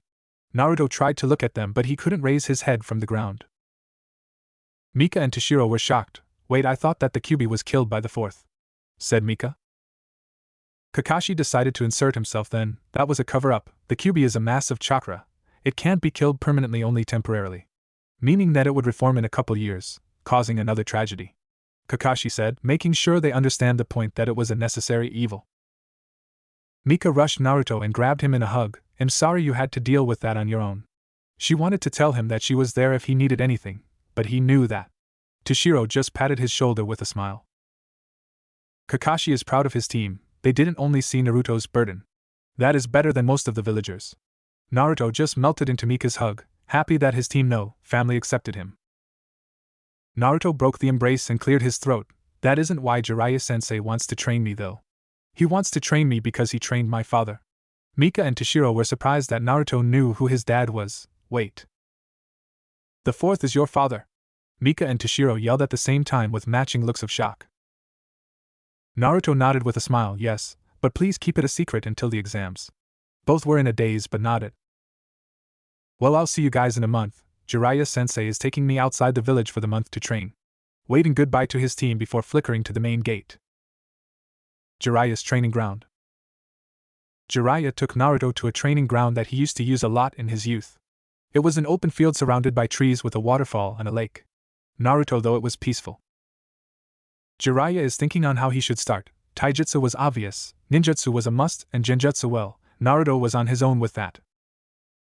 Okay Naruto, I talked to sensei. I will help you out with taijutsu. Your father's style will work for your body type.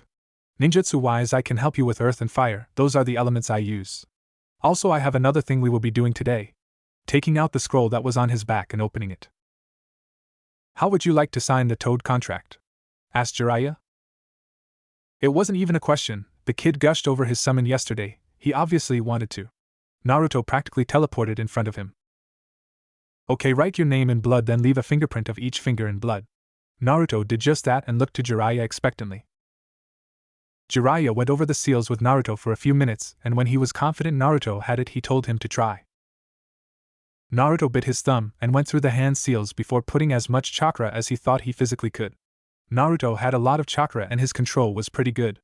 After slamming his hand down, a massive poof of smoke erupted. A toad with a Susumata on his back and a hat that looked like it was made of metal emerged. Jiraiya-sama, did you call me? The enormous toad asked. Naruto was shocked to suddenly be so high up. No, Toad-sen, I did. I put as much chakra as I could into the jutsu. Gamaken looked up to see a small blonde. Gamaken nodded his head. It's an honor to meet our new summoner. My name is Gamaken, and although I am ungraceful, you can call on me to assist you when you need me. I will let Gamabunta know we have a new summoner. What is your name, by the way? Asked Gamaken. Naruto is excited that such a powerful-looking toad would help him so willingly. My name is Naruto Uzumaki. My father was a summoner as well, Minato Namikaze. Naruto said proudly. Gamaken was shocked to hear Minato-sama had a son. Well, Naruto-sama, summon us whenever you need to. Gamaken popped into smoke, leaving the training ground. Naruto fell down to the ground where Jiraiya was waiting. I must admit that I didn't think you could do that without the QB, but good job. Congratulated Jiraiya. Naruto frowned. Jiraiya-sensei, I don't want to over-rely on the QB. I will use it but not exclusively. Naruto said he didn't want to use it, but Jiraiya said the seal was made to utilize the QB, and he wouldn't let a powerful tool go to waste. Well, the finals are in a month and we have work to do. Let's get started, my student. Day of the finals. Mika was bored. For the past month her team has been training for the finals to the Chunin exams. She visited Toshiro and Kakashi-sensei, but they were really busy and she didn't want to disturb them. All wasn't bad though. She went on a few missions with another team, they lost a member, and she filled the slot. They graduated the same year as her team but from a different class. Genmai Shirani was the Jonin-sensei, laid-back guy, very talented with Senbon.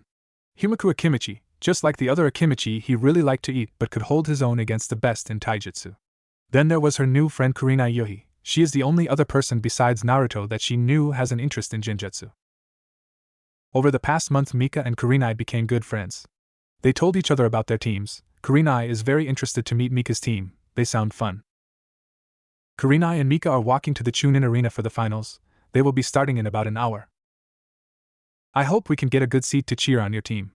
Kurenai was excited for the exams. Her team decided that they weren't ready for the exams, so she wanted to see what to expect for when she participated. Mika is excited and nervous. She saw the participants during the preliminaries, and they looked really strong. Yeah, that IWA guy and Kumo guy are very strong. I hope Naruto and Toshiro-kun do well, said Mika. Kurenai has been interested in meeting Naruto for a while. He is younger than her and much more talented than she is from what she heard. He is also the only other genin she knew of that had an interest in Genjutsu. Academy Room 103. Irika is grading papers waiting for his students to arrive. He has a surprise for them today. Normally for the Chunin exams kids would go with their parents if they got permission, but he would take his whole class. After all, one of their age group who had been in this class would be in the exams. Once the rambunctious academy students all took their seats, he cleared his throat. Now during the exams we would have a normal class, but since your former classmate Naruto Uzumaki will be in the finals, I thought we should go cheer him on. Irika announced. He saw all their face lighten up. Not only will they get a free day from class but get to go watch the Chunin exams. Sasuke Uchiha's interest is piqued. He remembers Naruto. He was better than him at everything by so much. His brother told him to make Naruto his rival and he tried to, but he couldn't keep up. He is excited to see how far ahead of him Naruto is nowadays. I don't remember this Naruto guy. Kiba Inuzuka yelled. Honestly couldn't remember the last weeks, let alone some kid from years ago, but if he got out of class for a day he wouldn't complain too much. Ino Yamanaka isn't known to be the biggest gossip in Konoha for nothing. She knows who Naruto is. Quiet! Ino yelled, getting everyone's attention. Sensei, isn't Naruto Uzumaki the blonde kid that was in our first 2 years then moved to the last year and graduated a few months ago? Irika is surprised that she remembered but nodded. Ino squealed yes. He's hailed as a genius in Prodigy, and is super cute. I can't wait to see him in action. She loved a cute boy and Naruto was up there with Sasuke. Sakura had a tick mark on her forehead. No way, Ino pig. He can't be better than Sasuke-kun. Sakura was Sasuke's biggest and most loyal fan. Sasuke hated every single fangirl with a passion. But he won't delude himself into thinking he is stronger than Naruto. Actually, pink hair, Sasuke knows her name, but just refused to say it. Naruto was better than me at everything when he was in our class, and he wouldn't have graduated before me if I were better. He said in a deadpan expression to get his point across even better. Everyone in class is surprised to hear the Uchiha speak. He never said more than necessary to answer their sensei when he was called on. Sakura is depressed. Her Sasuke didn't even know her name, she just wanted to disappear. Everyone else is shocked to hear any humility come from the Uchiha. All the guys thought he was an arrogant prick. Irika decides to get everything on schedule so they can make it on time. Okay, settle down, we will be leaving to go to the stadium to watch the exam, Irika said as he opened the door to lead the class out. Stadium, Kage booth. Hiruzen Sarutobi is sitting in his chair waiting for the Kazekage and Tsuchikage to arrive. He wished one would have declined, but that would have been too convenient. His guard gestured to his left. Looking over he sees that both were arriving at the same time. A is looking around at all the people. He is surprised that more of them didn't look angry or scared of him. He supposed that either the Hyuga incident isn't public knowledge or the people here were more forgiving than he thought. Anoki is bored. He has been here before and even though the Kyuubi attacked the place hasn't really changed at all. Hiruzen Dano, It is actually good to see you. Inoki wasn't lying, he has lots of respect for the old monkey, he was the only one who could beat him repeatedly. Hiruzen nodded his head in greeting. Eideno, Inoki-dano, glad you could make it. I hope the trip wasn't too hard on you, Inoki. The Hokage's guards tensed, they were honestly terrified, two Kage that weren't exactly friends with their village, and that didn't sound like a compliment. Inoki barked out a laugh. My back isn't too happy about it, but I managed, old friend. Inoki was old and everyone knew it, he didn't really care anymore. I grunted, when is this going to start, Hokage-dano? I didn't want to make friends, he wanted to see this Naruto and Demetsuchi he's heard about. Hiruzen didn't let the disrespect bother him, it will be starting soon once everyone arrives. Arena ground level. Toshiro, despite Kakashi wanting to be late, arrived first. He was hoping that Naruto would be here so they could catch up, he missed his loudmouth friend. But he hasn't arrived yet, actually everyone else is here except Naruto. Genma was asked to be the proctor for the finals, everyone except for Konoha's frontrunner was here, technically he wasn't late but they could have started already. Naruto is running as fast as he could. The stupid Toad Sage forgot that today was the exam and they slept in, now he will be late. He is tempted to summon Gamabunta to get him to the arena, but that would take most of his chakra and he would need that. Naruto channeled chakra into his legs to speed up, the stadium is coming into sight, he'll make it. Toshiro is seriously getting worried that Naruto forgot today is the exam. He closed his eyes with a sigh, suddenly the crowd started to cheer wildly. Opening his eyes he saw his teammate falling next to him from the roof of the stadium wall. Sorry I'm late, I slept in thinking the finals were tomorrow. Toshiro's sweat dropped, he knew it. Genma looks up to the Hokage who nodded, clearing his throat. Welcome to the finals of the Chunin exams. Our first match will be with Naruto Uzumaki of Konoha vs Kuratsuchi of IWA. Cheers erupted from the audience. Naruto is the front runner for Konoha and everyone bet on him to win the whole thing. The other contestants went up to the viewing booth, leaving Naruto and Kuratsuchi waiting to begin. Kage booth. Ha ha ha. Both Itsutsuki and Reikage are laughing. They recognized the kid immediately, he is obviously the fourth brat. They thought it was hilarious nobody recognized the brat, he is being hidden behind the Uzumaki name, and apparently it was working. Dumbasses? I didn't think he had a kid. Inoki said, wiping a tear from his eye, he was surprised that the yellow flash had a kid, but this exam got a lot more interesting. Hiruzen frowned at the two Kage. I hope you both won't make this an issue. It didn't come out as a threat but it was one. Both of the Kage frowned, why would they care? That brat wasn't even a stain on his father's pants during the war, why the hell would I care who he is? I'm too old for war. Inoki honestly doesn't care, but looking at he seemed to care. I am most interested in him. I wonder how strong he is compared to his father. I liked fighting the fourth, he considered Minato his rival even though he usually lost to him. Hiruzen is relieved that they didn't start yelling for Naruto's head. Well then, I am most interested in this match with your granddaughter Inoki. Hiruzen said, making Inoki smirk. He doubted she will win but Demetsuchi can handle the blonde brat. Arena floor. Genma looks at the two contestants raising his hand, begin. He jumped away. Naruto and Kuratsuchi stood still. I'm going to make you pay for trying to kill Mika-chan. Naruto said, dead serious. Kuratsuchi smirked. Well, I hope you bring your A-game mini fourth Hokage. I remember where I saw someone who looked like you. It was the fourth Hokage, you must have been his son, huh? The stadium went silent. Now that someone mentioned it, Naruto did look like the fourth. Naruto frowned. Well, you're right, he was my dad but I'm my own person. Let's get started. Everyone was in shock but that did stop them from cheering harder than before. Naruto got into a stance, he was tired of talking. Kuratsuchi is ready. She went through seals for the fire release. Burning wave, stronger than before, a wave of fire comes at Naruto. Naruto disappears in a burst of speed, no seals, only pointing at Kuratsuchi when he appears to her left. Lightning release, lightning stream, a stream of lightning shot at Kuratsuchi. She jumps back out of the way only for Naruto to reapply the jutsu at her where she lands, piercing her arm. Kuratsuchi grunts in pain, you bastard. Kuratsuchi goes through more seals. Naruto notices that and decides to take advantage and charges. Kuratsuchi doesn't have time to finish the jutsu, blocking a powerful kick and engages Naruto in taijutsu. Naruto quickly got the upper hand in taijutsu. He starts to overwhelm her, and gets a roundhouse kick knocking her back.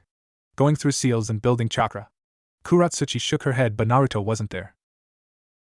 Naruto appears behind her with a tiger seal, earth release, earth flow river. Kuratsuchi didn't have time to react.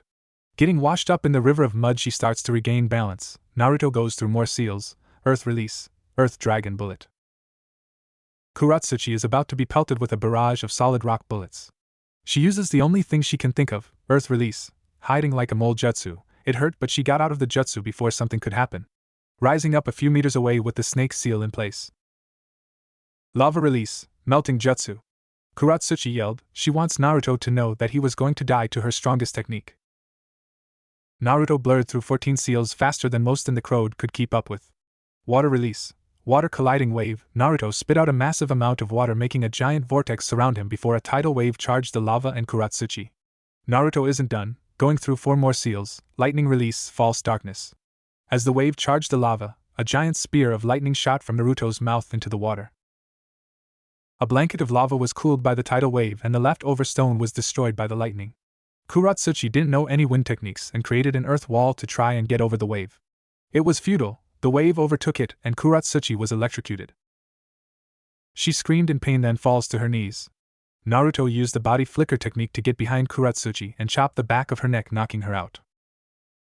Genma appeared looking around at the damage. The kid made a lake. He calls for the repair squad to fix the arena. Winner, Naruto Uzumaki. The crowd shook the stadium with cheers.